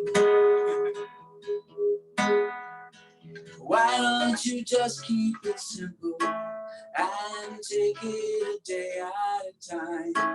Grab hold of the ones you know love you, and with them enjoy every mile of this beautiful ride. I wanna be more than just okay, so much more than just alive. Wanna live life every day like all tomorrows are on fire. And I hope that there's a God, and he lets him look and see. 'Cause the neighbor man I knew would smile when I repeat Why don't you just keep it simple and take it a day at a time? Grab hold of the ones you know love you, and with them enjoy every mile of this beautiful ride. Yeah. So I wasn't supposed to do it in that rhythm, but it worked out okay. I had to unmute myself. Sorry. That sounds good though. And that's a I'll send you the actual studio track of it. There, it doesn't. I don't know why I started doing. I didn't, but it was okay. you hear the difference, but nobody else would know. No, it's cool. Yeah. Even when you miss a whole line, everyone's like, "It's cool." Exactly. You're just like, it's a good song. I really dig it. It's right here in my chest. I feel it. It's all. As long as you don't make a face, as long as you don't go like this, oh crap, oh, then they don't know that you messed up. Maybe. I never. I gotta go take shots now. That was so rough. What's funny is that, like, seeing you play at probably a lot of the places you end up playing, man. Like, local places just have bands with different genres. Like, you'll have your band, and then right after you'll have some kind of crazy heavy techno metal fucking thing come about, and right before you might have some acoustic chick, just playing with her guitar in front of her tits and her vag. And I probably should say that cleaner, but it's just like, but that's one of those things. And so it's just like the local thing is interesting, because it was like when you were down here, the band that came on and played after you guys was like totally just different. The dudes with the lights. Yeah. Yeah. There was some heavy shit, and there were like 8 of them. And I was like, well, yeah. So you should tell them that they had like these lightsabers. It wasn't just like lights that are, like lights for the stage. They had lights like lightsabers that they were swinging around. They had a lot going on, and they but their music, huh? Those are your boys, man. Those are your local boys. You should connect with them and have them on the show. Nah. Okay. Maybe if this grows, I wouldn't mind just doing a musical thing. So one of the guys that I sent hopefully I hit the right button. I was turning up my light a little bit. I love this. I got this fucking ring light off of Amazon, and it's so much fun, and it has a little remote. I can change the light tone. Oh, cool. Yeah. Yeah, it's kind of groovy, man. I kind of dig it. I like the bluer light a little bit, but I don't know if it gives me bad color or whatever. But anyway, but you can turn it up and down. It's kind of nice, and like $30, cheap, man. Anyway, this guy that I've been working with on a new sports podcast down here, named Russell, he's really checked into the local scene of Corpus. And I think as it grows, like the project he's working on, it would be cool to have a musical episode of sorts, a musical show highlighting just local bands and doing a thing like this kind of, especially right now. I've always wondered, since the dawn of social media as it's grown, and then the fact that you could live cast to something like Facebook, for example. Like if I was doing this straight to Facebook, there'd probably actually be a lot more people watching. But the thing with YouTube that's cool is I feel like is that it's a broader audience. It's not just the people you're friends with or whatever. Like all of our friends would get notifications, oh cool, whatever, but like they'd click on it for 5 minutes and be like, oh rad, and then they go on to the next thing, they go talk politics or whatever. But I think YouTube is such a broad spectrum of people it can reach. That's why I like it. Point is though, is a lot of local bands could do live shit through social media and at local shows just to get their music out there a little bit more. A guy in Odessa who will never see you play in San Antonio could see you play, and it might happen by accident, but he'd still hear you and then go, man, I really dig that, and then drive over to iTunes and download your album. I don't think enough bands take advantage of that, and I'm not sure why. I don't know if that's because you want people to see your stuff locally, or it's just another box that you have to ensure you check off on every time you do a show. You got to have the stream set up right, and just the difficulties of getting a Zoom going. Yeah. You know, I like, want to support. I want to find bands that I love, local.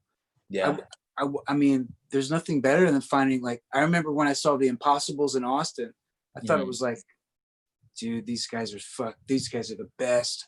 And yeah. I'm like the only dude that knows about them. And I felt that way about the Graveyard from Sweden. I was like, man, these guys are never gonna blow up. I discovered something special. And then they blew up. But imagine just like that feeling. You know it. Maybe one day thousands of people will know it. But dude, I knew him first. I was the first like hardcore fan. Like that feeling's cool. Yeah. I've had that a couple times. Like especially like here in Texas. Who can I say? The Impossibles in San Antonio. There's a band called Those Peabodys. They never like. I don't think they did all that well. They broke up. Yeah. But me and Nick. Do you remember Nick, who was in Zahodi? Well, yeah, he played down here with you at Black Monk that night. Yeah. He played the Foxburg gig. Yeah. And I had a picture on the wall I want to show you. It'll bring back a lot of memories.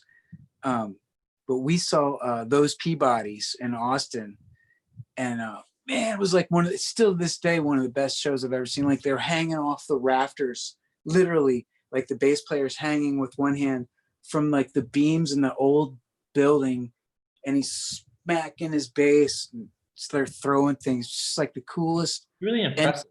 Show. Do you think that's spontaneous? Or do you think in his mind he's like, or he's done that in the past? No, I don't think none of that shit's planned, dude. It's all Yeah. That's the beauty of a rock show. There's no plan. There's no like dance moves that have to be rehearsed. Fucking pop music, man. It's so annoying. Kids on TikTok these days and doing like coordinated dances and shit, trying to become famous. Hey, I don't know. I mean, I'm not mad at them. ZZ Top did it, but their coordinated guitar spins and stuff. But they were also playing music, their own music. ZZ Top, like the early ZZ Top, like those first three records. I'm forgetting the names of them right now. Did they sing Danny Boy, something like that? No. ZZ Top, man. Yeah, I mean, I know their music, but I feel like they had a couple of like really non-sounding ZZ Top songs early in their heyday, right? They had the early stuff, like Fandango, I think is one, and Los Hombres is another one. Nice. And I'm sure your boys watching, maybe they're Texas music guys. Hey, Nick, you would know. Yeah, so whenever he sees us 30 seconds, he's from Houston. They're from Houston, so. Yeah, those first three, like Fandango, I think it's Tres Hombres is the one I have on record. It's on like LP. It's badass. And then there's one more. Those are like Texas Boogie. Like it almost never existed before them. Like that sound. It's pretty cool. And then just as it grows and changes, but no, I don't know, man. I just feel like if you're able to strum a guitar, hit a drum, strum a bass, sing into a microphone, put it all together and make something that sounds any sort of in a way of appealing, even if it's just appealing to one guy. I mean, it's just an accomplishment in itself, just to come together in pieces and produce something that sounds halfway smooth or whatever.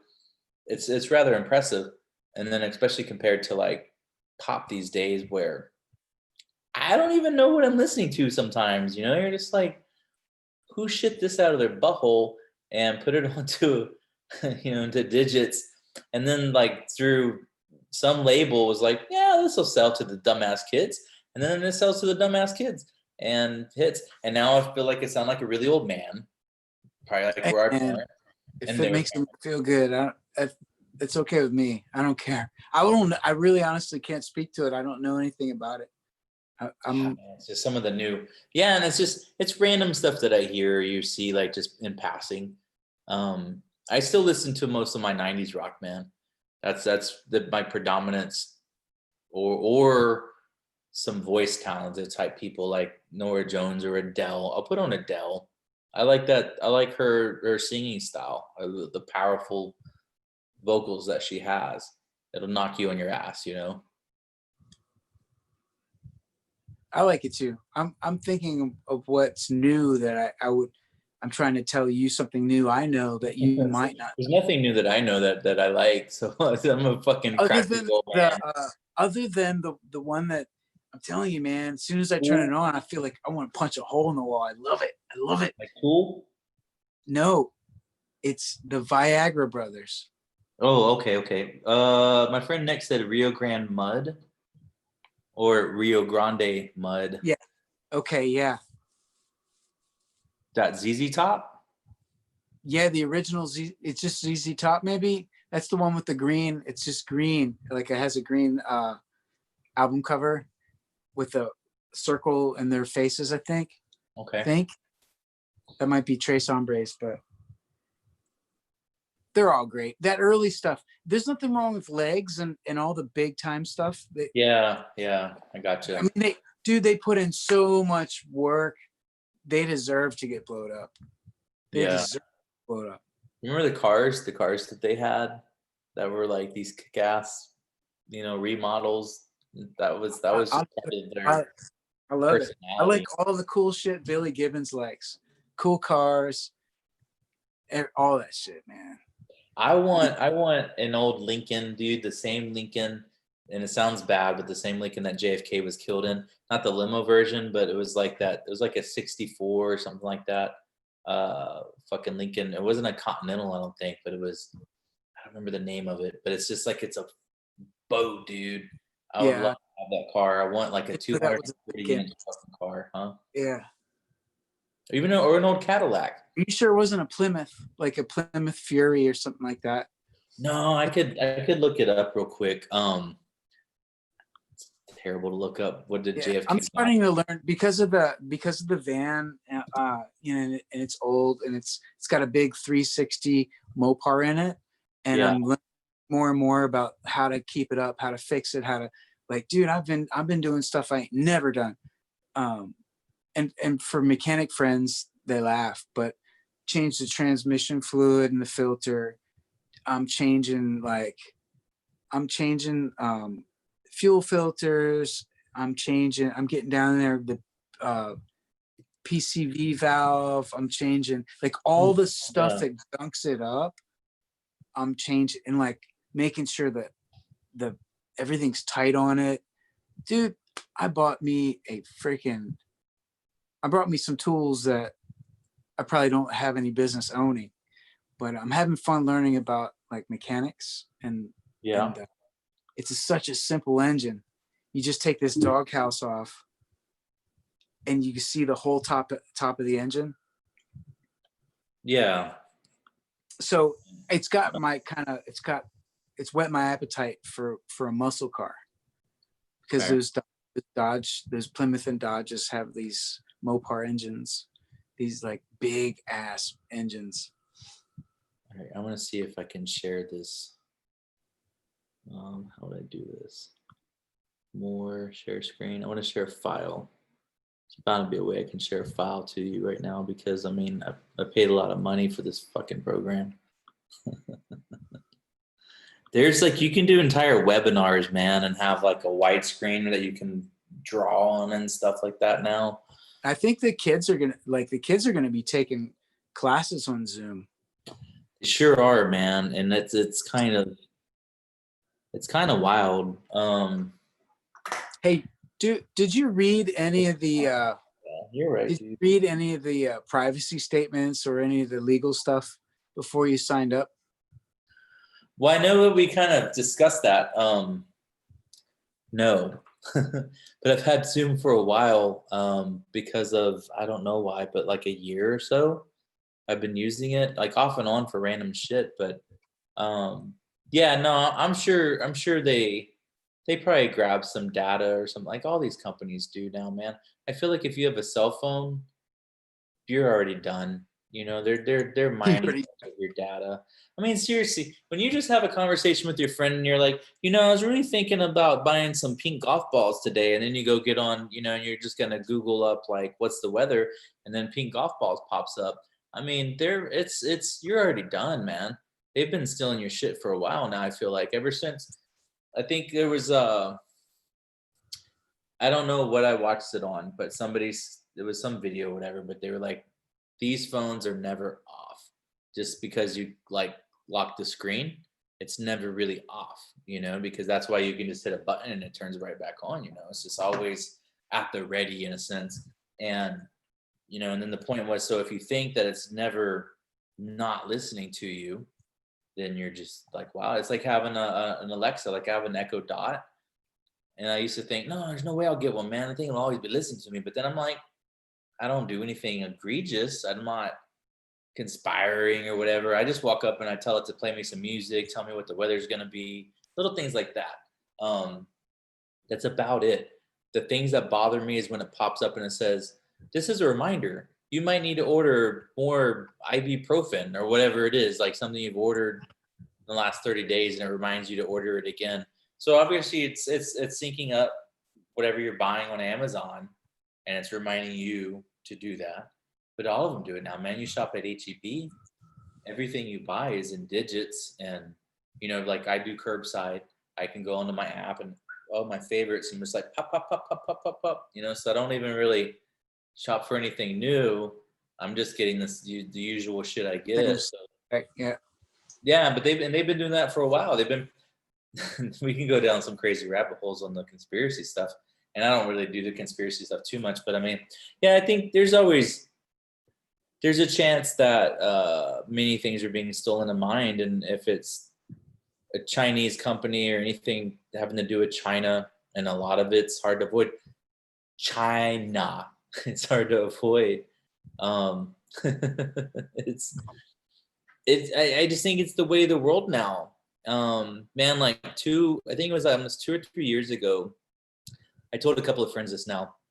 I found 35 acres in Colorado that was a little off the grid. It was like southwest of Pueblo or something, you know. It was like you go up the 25. I don't remember what the highway is that goes up through Colorado, but you know, you just go a little ways in New Mexico, and it was like you peel off to the left, and maybe it was like a 2-hour drive, and the nearest town was like an hour away. It was 35 acres, and it was cheap, dude, because it was off a ways, but it had a house, a barn, it had Wow. generators, had septic, all this stuff. And at the time with my wife, I was like, man, you know, it might be cool to do. But you gotta commit. We're so used to modern day technology. Dude, you're speaking my language, bro. I want to buy land so bad. I want to get off the grid, and I think a lot of people do. It's just, but you got to commit. I mean, you got to really commit to do it. No, I don't want to just all of a sudden pull the bandit off. I want to slowly. Yeah. I think just buy a piece of land, doesn't have electric, doesn't have a well, doesn't have any of that shit. Just go out there and hunt for a couple years. Just go out and, you know what I mean? Like, yeah, explore it. Just do your thing. And then as you get closer to wrapping up your city life, just slowly kind of build and create a life outside of town. But Sure. It's just the acreage in Texas, it doesn't, you know, and I have a decent job. I'm not a millionaire. I have a decent job, but I can't afford more than an acre pretty much anywhere desirable right now. Anywhere close to water or river or lake, like an acre is like acre. If you can get 10 acres, but it's shitty land that you need like a tank to get on. And so I don't know. I'm hoping that it'll get easier. Maybe all this will make the land prices go down. It's already made the interest rates go down. Yeah, really, really great. And maybe, like, I just took a real estate God, what was it, man? It had to do with land and land development. I took a real estate course in school. And it's things that dawn on you, like land's the one thing that you can't build more of. I mean, of course you can dredge something or whatever, and technically you can, but for the most part you really can't build more land. And so it's just getting expensive. I mean, if you're anywhere around a major city like San Antonio, Houston, Dallas, Austin, here even, an acre is going to be $60,000 to $100,000. It's just bananas, man. And 10 or 15 years ago it was probably half the price. So I think people are pushing out a little bit. I've looked at Bandera and further out west, the hill country a little bit. I love Lakey County. I love Uvalde County. I love Real County. That whole west of San Antonio hill country vibe is, to me, that's like the best part of Texas you got. And I've been to every region of Texas. That to me, that'd be my dream, like 10 acres or whatever. Yeah, absolutely. Well, and something like that might start happening soon that we're not really accounting for is the people that own a lot of this land are old, and but it's family generation after generation. We'll fucking kill them. But we'll have land wars. This is how they subdivisions. Like in the middle of nowhere, all of a sudden there's a subdivision, and you can buy 1 acre in a gated community, and there's always a fishing pond in the gated community, and there's always hiking trails in the gated community, and there's always like the same, like they have, it's like McDonald's, like it had, or a fast food joint. It always has the same kind of formula. Yeah. And I don't know. It sucks to ruin. They ruin all that land. They bring all these people in and they smash them in one little area. Have a ranch of your own. I think it'd be great. I think to me that's the dream, like a ranchette, like a little. I'm not saying like a sprawling 4,000 acres. 5-10 acres, man. Yeah. But just like something where you can shoot a gun and not have to worry about hurting somebody, hurting a neighbor, or you can like ride a 4-wheeler and the engine's not going to piss anybody off. You can run out into the middle of your field naked and just be like howl at the moon. You can take some peyote and not worry about running out into traffic. Yes. I think that's a pretty, I don't think it's not an uncommon goal. I've thrown this at some people, they think I'm always joking, but I would be down with my own compound, like a shared community, not David Koresh style, but like, you get 10, 20 acres and you have 5 or 6 of your best friends and you live in this compound and you farm, you ranch a little bit, like with animals, if need be. Some friends are vegans and they just want to eat some fucking vegan stuff. A friend of mine, he's vegan and he's messaging me right now, and I'm gonna wait for his reply in about 20 seconds. But I mean, whatever, like you could live on that and kind of break, like you don't have to break entirely. Someone's gonna come in every now and then, like, hey guys, news from the town, like whatever. But generally speaking, get rid of all the social media, man. Like, get rid of it, except for maybe advertising your fruit stand in front of the compound. But the moment people know you live there and you have a gate locking them out, they want in. Whatever human thing exists. Why do they want in? It's not theirs, Do they want into your compound? Fuck yeah, man. They always do. I mean, just think about that, like the David Koresh thing. What business was it of the American government to go in and fuck with this guy who just had his own thing going on with all these people or whatever? And they were like, hey, we really don't like it. You need to do something for us. And he was like, no, I really don't want to. They were like, all right, then we're going to fuck you up. Because he was having sex with children and stuff, man. I don't know. I mean, something like that. He wasn't a good guy.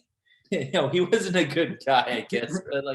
But was that the reason they went and knocked on his door? I always thought it was because they had weapons or something, and weren't paying taxes. I think that's part of it. Yeah. I don't think our government cares about people having sex with little kids, to be honest. I think maybe some of them should.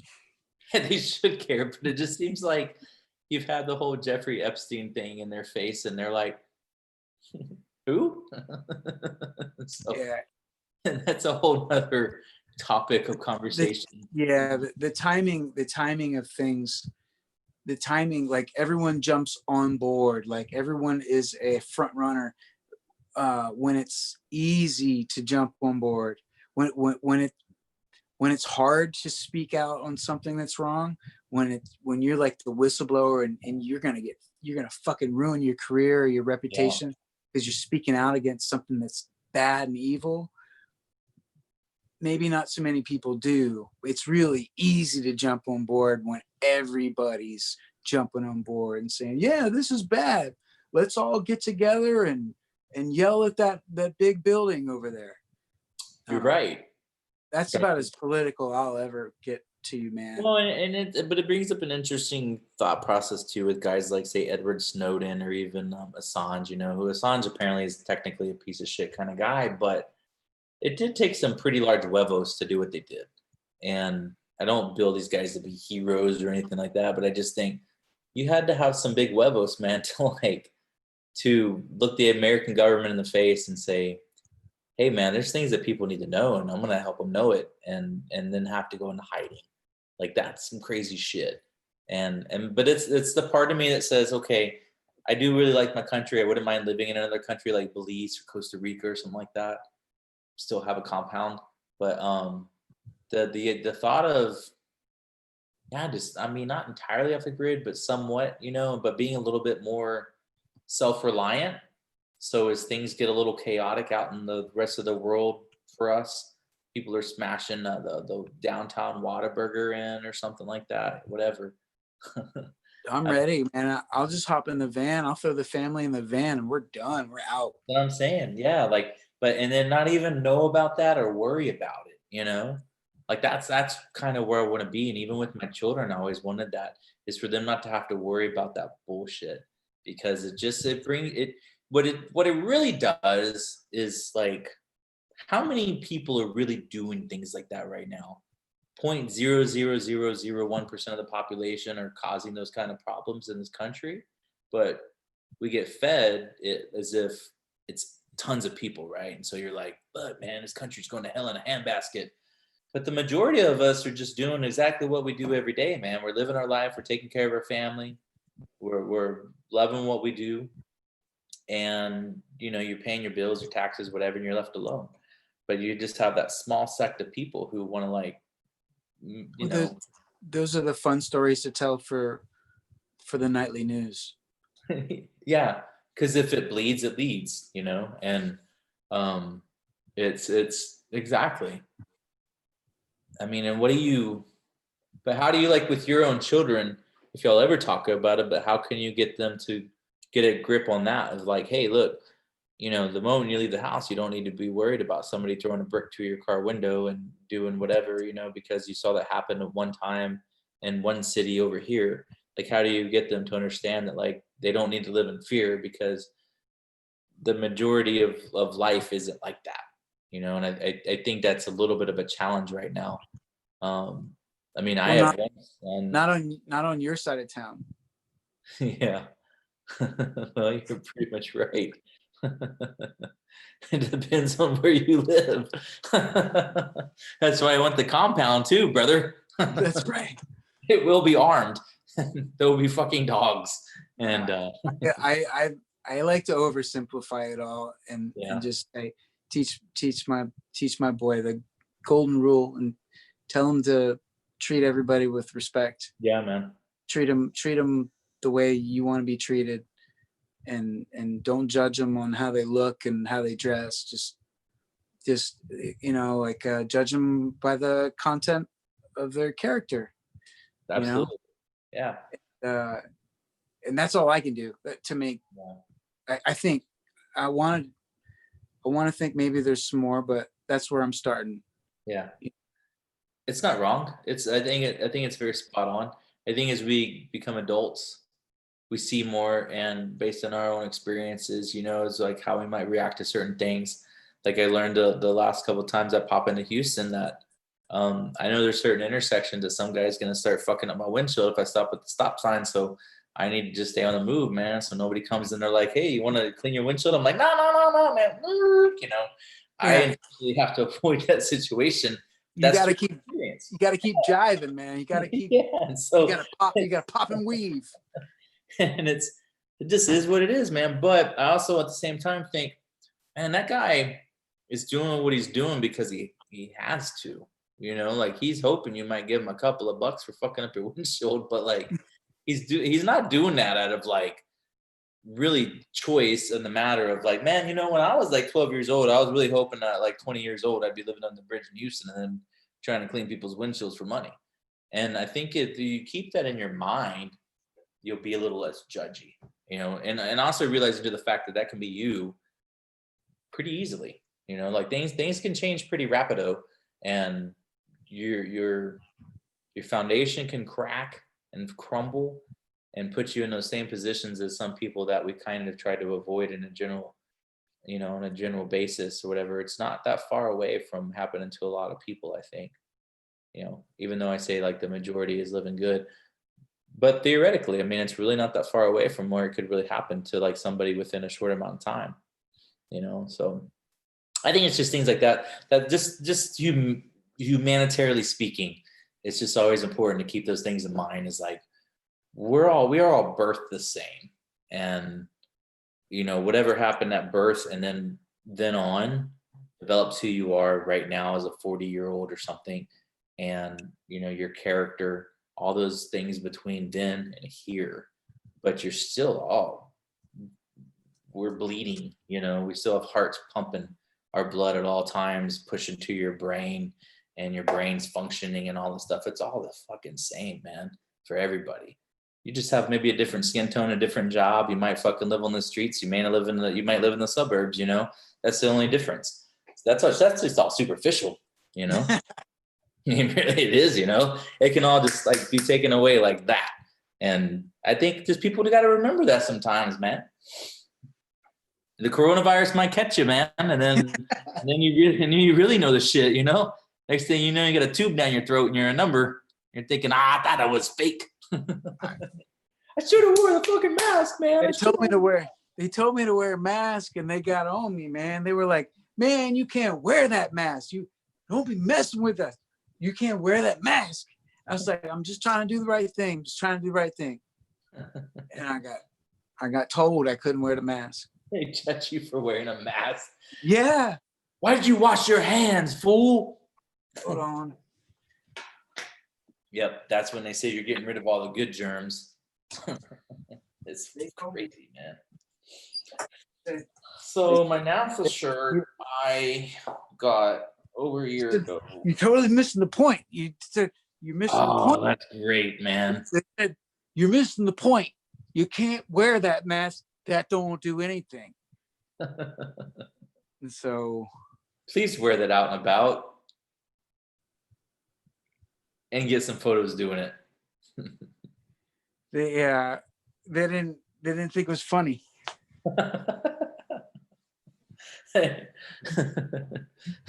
It's on them though. It's like Joe Rogan says, if they can't take a joke, it's their own fault, man. That's like the one phrase of advice I got from Joe Rogan I actually carry with me. I'm like, damn, that guy's right. You know? He's like, it's not my fault if they don't fucking laugh.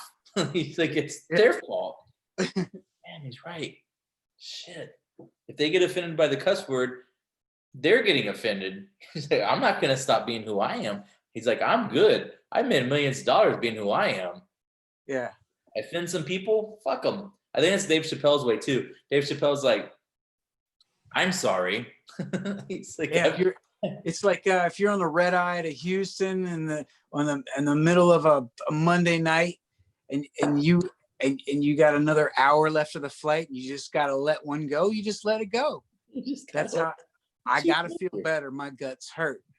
You just let it rip, man. It's not like anyone else in that plane hasn't farted before, man. It's not like, hey, I gotta make me feel better, right? Yeah. I'm sure they've been there before too. They have. They just pretend they haven't. It's wild stuff, man. I think whenever I was ready to check out, move to the compound, was one of my favorite basketball players, this guy named James Harden. He plays with the Rockets.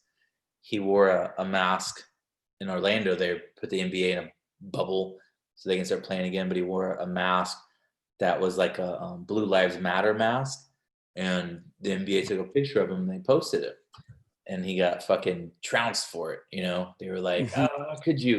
And I was thinking, like, you can do two things at once. It's all right, but I was like, nah, I'm good here. I'm good. Mhm. But you're right. There's so many things that people do that just try to make themselves feel better, and a lot of times it doesn't even make any sense, man.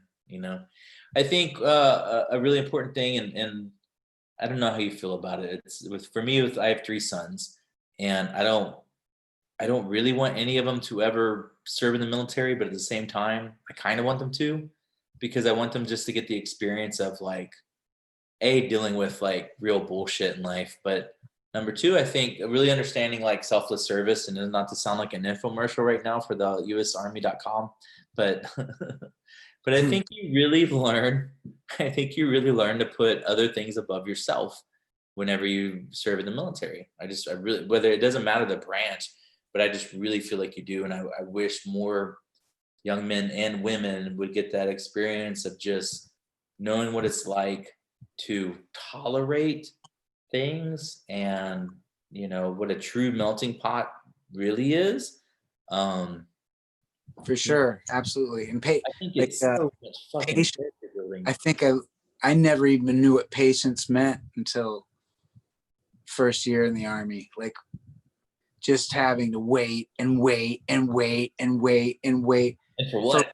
for whatever you Yeah. pick it, like for your clothes, or to go take a piss, whatever. Waiting for everything because you're around your unit or people, and like, but you have to hurry really quick to get there because it's important to get there quick. Yeah. Once you get there quick, you wait in line to get into whatever you're gonna do. And so like I would have dreams of like roll call, and it'd be Smith, Smith, Smith, Smith. It'd be like the first name and then a Smith, then a Smith. It'd be like 15 Smiths, and then it would be Snell. What about that? I would always be after Snell or after the Smiths. So like I kind of had an on deck call, like like I knew when I was about to be next. So that was cool. Like, so I have like this kinship with the Smiths. But yeah, man, Yeah. I think I learned a lot, man. I think I learned a lot, and fuck, I'm glad I'm out. Fuck, I'm glad I'm out. Me too, man. God. I went way further than I thought I'd ever do, man. Doing 20, I was I never anticipated doing 20. Just it goes, man. It goes pretty quick. I think my last 5 years were at Fort Hood, and so that was a quarter of my career, and that was the longest. That was, I mean, time-wise, it really was the longest, but it felt like the longest too. There's just so much shit that happened there. Fort Hood's crazy, and but I was leading Fort Hood there. It's like a city. It's like I was there for PLDC. Yeah. I went there And too. Yeah. I would go. You could hear sirens, like All the police time. sirens all night. Yeah. It was like a city. Like, this isn't a terrible place, man. army post. Well, and it's sad, like the young lady that got murdered, man, there not long ago. But dude, that shit happened when I was there all the time, dude. I mean, really, and I'm glad finally some lights shining on that kind of thing. The biggest problem is that the military commands always want to keep it in house, like everything's got to be fucking in house. And maybe with this, they're finally going to get a dose of like, no, because you have a 26-year-old company commander, a 26-year-old captain running a company full of men and women. Some kind of crazy shit like that happens, and you don't want that on your books when you're in charge, that somebody murdered somebody in your fucking company and you didn't know about it. Like, your career is done at that point, So I'm not saying there was a cover up, but if there was a cover up, it makes sense that there was a cover up, And the fact that they found like 2 or 3 other bodies while they were looking for this girl out there, dude, it just, yeah, shit like that happen all the time. I had a friend that was in the cav there that lived in the barracks on the where the first cav area was, and he said they had like shootings almost every night, man. Like Dude, soldiers shooting at- when I was there for PLDC, how long is that? It's 2 months, right? it was a month back in our day, bro. 4 weeks. You're right. It was 4 weeks. Yeah. When I was there, they had and I don't know how I knew this because we were separated from all the they busted up like a they were shooting porno in one of the barracks right next to us. And they busted them. It's like fun You facts. probably went about the same time I did. I mean, I went right before 9/11. I went in August 2001. So we came back, and then we were supposed to have like a 4-day, and then we had 9/11 happen, and I was kind of pissed. I was like, I need to get my fucking 4-day, man. Like, I went there as soon as I got to Fort Sam. So I was there in the oh, you fall. went before me. Yeah, you went before me. Yeah, I went like in the fall of probably September or October of 2000. Okay, yeah. That's cool. Yeah, and it was dude, that's a whole fucking hour of itself, man. PODC. As a matter of fact, I was on Reddit tonight, and some kid, I don't know what kind of thread I ended up on, but it had some Army stuff on there, and this kid was talking about he went to WLC. So in the last 10 years or so, they changed it to Warrior Leadership Course. And so I heard from this kid, and I was like, I'm so fucking old. I went when it was called PLDC. PLDC. For the fucking month, and it was still the same bullshit, whatever. I was like, they just crammed y'all's bullshit into a tighter package, but it was still the same bullshit. And for me, where like my last fucking 7 years or whatever, I was in E7, and I had a lot of soldiers, man. I was on a general staff. My platoon was full of like colonels and light colonels and E7s and shit like that, E8s. But I had to stand in front of them and be like, hey, look, dickheads, you have to do this training. If you don't do the training, I'm going to get bitched out, so I'm going to be a bitch. Like I would tell all these people that who outranked me, but I had to do it to fucking get them to do their shit. And it was extremely frustrating, but it was fun at the same time, man. I really loved leading soldiers of all fucking ages, demographics, ranks, whatever. And you learn so much about people, dude. I mean, I had like a 45-year-old E4, no, I think he was an E5, who took the battery out of his wife's minivan because he thought she was fucking around on him and he didn't want her to go anywhere. So he took the battery out of her car. And then she calls one of my other soldiers who's in his section. They were actually drivers for the general and the sergeant major. So then I get called, hey, Sergeant K, blah, blah, blah, blah, blah. And I was like, man, come on, dude. It's like a Friday night. I'm about to get drunk and shit. And you're over here abusing your wife. I was like, call the cops, like whatever happens to you at this point is your own problem. You're 45 years old. And that was my take sometimes. I was like, you're a grown adult. I don't care what your rank says, but you're a grown man, and I'm going to treat you like a grown man. And you're going to learn to be a grown man. Because like that was one of the things with the Army, though, is like guys could hide up behind their rank. If they were older, or lower ranking, they would play stupid. Do you remember the guy that killed his wife when we were there at Fort Sam? Remember that? That was like the story. We had a formation one morning and nobody knew about it. And the first sergeant was like, well, you guys have probably heard by now. And we were like, what are you talking about? And he was like, yeah. So yeah. Yeah, he was in our unit. Yeah. Yeah, I do. Yeah, the guy killed his wife and nobody knew about it until the first sergeant put the story out. But he treated it like everybody knew, and I was like, "This." It was that same idiot. Remember that would show up in like mixed PTs and Can I say his name? It's like it was Hispanic Romero or something. Yeah, it was Romero. His boat connected to his truck on Friday, and you're like, "This dude's gonna be gone all day, man. He ain't gonna be around." God, that unit was bullshit, dude. It was so. Yeah. It was so easy. It was bad because it gave you like too much freedom to fuck off. Yeah. Yeah, it was after coming from a really hard working unit in Germany. We worked 15, 18 hours, in a day. Like we busted our ass in the cold, and I got to Fort Sam and it was like some kind of vacation stay. It was crazy. When I But got to Fort Sam, I was like the second fastest guy in the unit because Newland was slightly faster than me. And by the time I left, I was barely passing my PT test. yeah, That I was was pretty fast. I was pretty fast. I think, I don't know if I was the fastest. We never really ran there like hard, not after a while. like to really test yourself. You know, we We didn't missed run. formation all the time. They just we're so and so. I don't know because everybody would leave and go and eat breakfast. So, Yeah, it was good though. That it's I it's realized. good. It's not the same now. It's Oh, I'm sure. a lot And like the the Army's whole. up It was like a sleepy little post. Now, there. they spent like $2 or $4 billion, and now they train all the services there, not just the Army. They train everybody, Yeah. everybody in medicine. So it's a lot different. Like the community is kind of, they even call it, what do they call it? They call it JBSA. Yeah. Yeah. Because they combined with Randolph or Lackland or something. No. No, San Antonio. they call it Joint Base San Antonio. So, well, maybe they all are connected. I'm not really I think sure how they're the all command. kind of like on the same because they have some Air Force stuff there now, right? And Well, they've always had Lackland. They've had Randolph. They've had yeah, another one. But yeah, man, there's a lot of military, man. A lot of military. yeah, I wouldn't mind being there, man. I honestly wouldn't. And every time though I've applied for a gig like in y'all's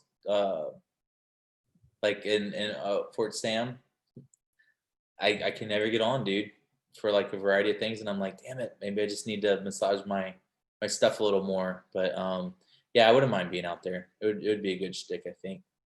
So we'll see. I like that city. It's a good city. It's still a good city. Yeah, I think it's It is. a really solid. There's a lot of good places to raise your kids. There's a variety of places to live. It's not too big, and it's not too small.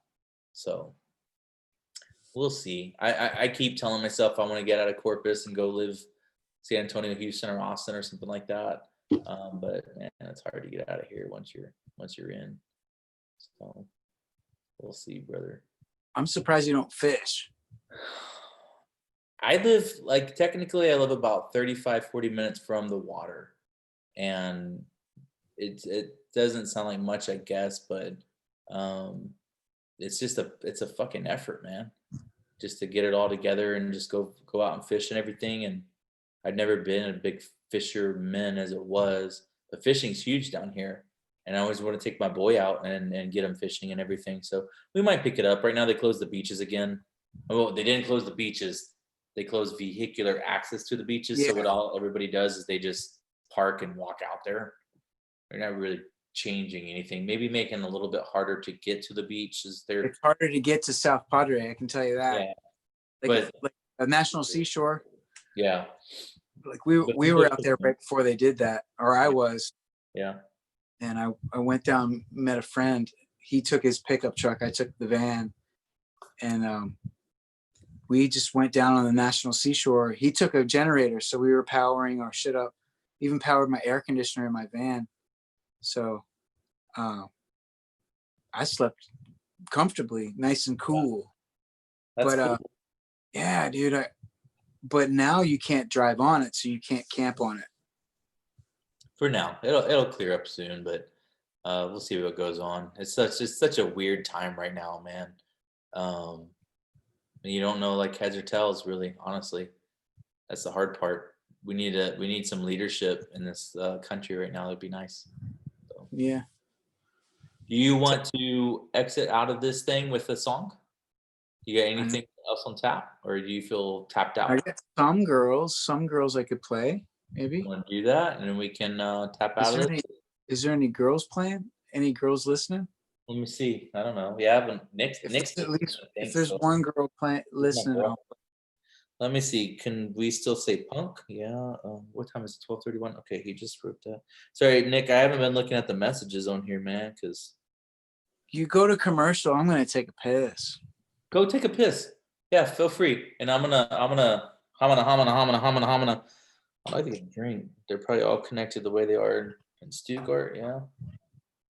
Hi, Nicholas. Dude, come on to the chat, man, or the thing. Now, when people see this in like 2 or 3 years or 10 years, they're gonna think that you're a stalker with all these messages. I wish I was able to read all this in real time. I just when I was doing it on the computer, yeah, and on the song, we will. When I was doing it on the computer, it was overheating the Mac, so that's why I took it off of there. But sorry, I'm looking at the phone. You're not doing anything egregious now, but when the government decides you can't say anything they deem as terrorism, you're done. Man, I like seeing a side of you though. It's almost like a anonymous guy, you know. You dick. Glad for anyone who's tuned in tonight, and if it's been, you know, sometimes slow, sometimes not. It's this is the idea of the Friday night chat though, and so anybody's always free to join, and I probably should have put that out earlier. Yeah, you're right. Oh, whatever, you can do it. The chats are what keeps it going. Just having fun with it and talking. And dude, I mean, we've been going now for almost 3 hours. I think I had the chat window up early. But we're kicking on 3 hours now. So I wasn't expecting it to go this long, man. But well, no one's gonna listen that long. no one will. That's the trippy thing too, is trying to figure out what's entertaining, what's not, or whatever. You know, do people, they'll slice in some spot. And really, if I'm good at what I do, I'll key in where you play a song and the details, and you can put the time code in right there, and then people can just right to where you play. So that's kind of ideal. I just have to be able to go through the entire thing and remember where you play at. Well, you can scrub through and see visually when I'm holding the guitar. Yeah, that's true. This is all. I mean, we're just trying to figure all this shit out, man.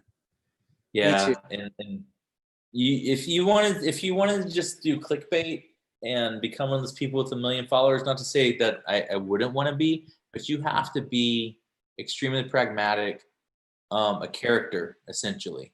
You got to be a character and never get out of character when you have the camera on you, like an Alex Jones or a Ben Shapiro dickhead or someone like that, you know. So what are you thinking? Okay, so yeah, I don't think there's any girls watching. Well, that's disappointing. There's a couple. Yeah, well, girls are disappointing. Hey, could you write a song like that? Like, girls are disappointing. The first time I went into a girl's room and realized they don't do laundry. Girls are disappointing. They don't know how to cook, in fact. Everything your mom taught you, girls don't know how to do. Girls are disappointing. Don't be surprised when they leave. Something like that. That's a good one. We'll work on it. I was gonna do some girls for you.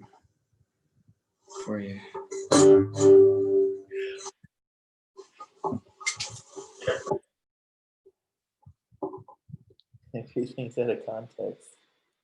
I'm reading my friends' messages to me right now, and they're like they're in context, and then like I forget what I said 2 minutes ago, and so then like I don't remember what he's addressing. It's only that thing.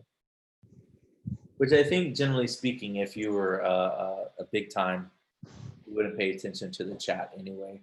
You'd have a moderator, and that's what he was saying. You need a moderator. I need 1,000 viewers. I need 1,000 viewers at once in order to justify a moderator. Oh yeah, that's how it is. You can't even get monies for what you do anymore now. Right? A lot of effort, man. It's monumental, man. Yeah. What are you jiving with up there? What are you jiving with? Just the same old one, man. Where were you reaching up to? What was that? I was just curious. Your speaker? Your amp? I have a little speaker I'm plugged into, so it sounds a little cooler and better. And you hear, yeah, I gotcha.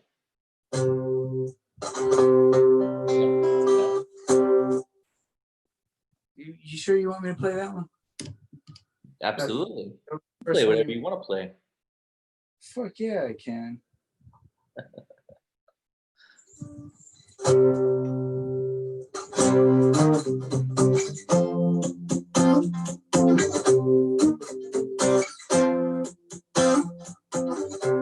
I'm gonna take that effect off. I think I want it to be like real dry. You do that. I'm gonna fill up a drink. Is what I'm gonna do. One more for the road. It's 12:30. My son cried himself to sleep. I shouldn't say that publicly. I don't know. Ooh, fuck, man. I'm too protective.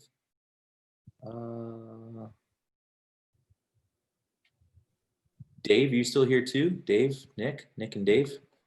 Dave, I'm glad that everybody tuned in tonight. I mean, we had a handful. That's cool. Everybody gone? Well, they got two are on right now. So whoever's on, I appreciate you tuning in. Chris is gonna play one last jam, and then we're gonna go for the night. So this is Some Girls off the Some girls. Some girls won't come round here for nothing. Some girls, they only want to dance. Some girls get high on convocation. Some girls will never understand the rock and roller man. Yeah. I've been wanting you around me. Between the devil and the deep, deep, deep blue sea. Pearls and diamonds on your mind. Girl, where has it gone? Time. Back to me, baby. Come back to me, baby. Back to me, baby. Come back to me, baby. Rock and roller man. Come on back. Down in the belly of a come on. Down in the belly of a beast like me, there's always fire.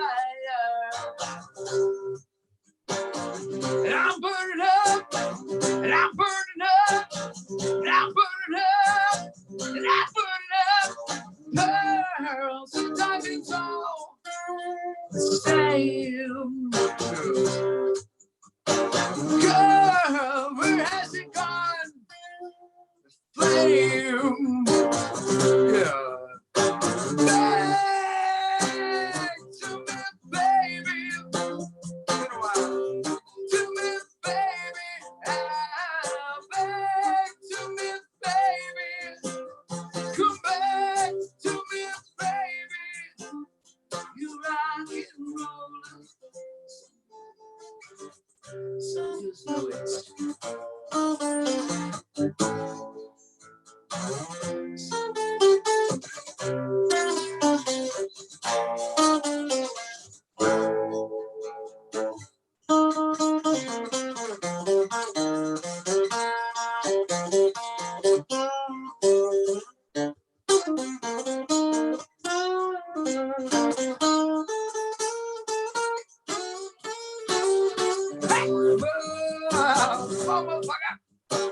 back to me, baby. Come back to me, baby. Back to me, baby. Back to me, baby. You rock and roller man. Thanks, man. was the cleanest I've ever played it. Really? Yeah, no. Oh, I was like, that was pretty awesome. Is motherfucker part of it? No, Okay. and all the mistakes too. I had Just to comes out like that. No, that was that's a great song though, man. Thanks for having me on, brother. No, absolutely. I want to tell people too that well, in your heyday, the Zahodi days, my favorite song that you did was Future Girl. I knew you'd do it. There you go. Oh, Zahodi days, man. Look at that. Look at that kid, man. Holy cow. That's crazy. There's John. He's my drummer again. That's almost 20 years ago. Yeah, John was my drummer in 20 years ago, and he's my drummer now again. That's pretty cool. So the guy that you brought down for the Black Monk Tavern show, that's not him, right? That's Nick. Yeah. Yeah, I saw Nick, but your drummer, that's not your drummer right there. Not who came down with you. No. That guy's gone. He had long hair. Yeah, that's John. This is John. Okay, That's that's John. gone. Wow, so you have the originals. Well, Nick's not playing with you now. He just played with you. Nick's filling in. Nick's kind of like he's part of the band. He is part of the band, but right now he's not in San Antonio. So Mike's the bass player. Okay. It's a kind of a weird dynamic. Like you could say I have two bass players. Well, when I read about how bands will have road guys versus studio guys, for example, that's kind of a trip, man. That's kind of what's kind of starting here with where I'm recording with Mike, the original bass player, but I'm also playing road shows with Nick, my original bass player from Zahodi. So Cool, man. it's kind of like all the good old boys are back. You know what I mean? People, again, to all the 1 million viewers, that's an OG Zahodi shirt right there. This fucking shirt is like 19 years old, dude. Yeah. I mean, can you believe that? That's pretty awesome. I have a Foxbird shirt for you when I see you next. If ever anybody wants a Foxbird shirt, let me know. I'll give it to them cheap. And anybody still listening, or you listen to this in the future, make sure you just use the Googles, man, or the search on YouTube, Facebook, whatever. But look up Razor Doves, look up Foxbird. Go check it out. Go listen. iTunes, Spotify, wherever you listen to your music, you're gonna find it. And and support a local artist more than anything. Just like you'd want to be supported working at Whataburger, you motherfucker. It's all hands on deck, man. Support each other. I'm a dick, and I'll be a dick till I die. Thanks for having me, buddy. Yeah, man. Hey, we'll have to do it again. And then if I get Fran on, maybe we can do you guys do a collaboration. And Oh, that'd be cool. because that won't be Awesome. Maybe I'll get some bongos and it'll be like old times. Dude, Why is he trying? I think Fran would have a ball. I think so. He'd have a ball. That'd be cool. All right, brother, man. It's been real. All right, man. Good night. Good night, sir. All right. Talk to you soon. Very soon. All right.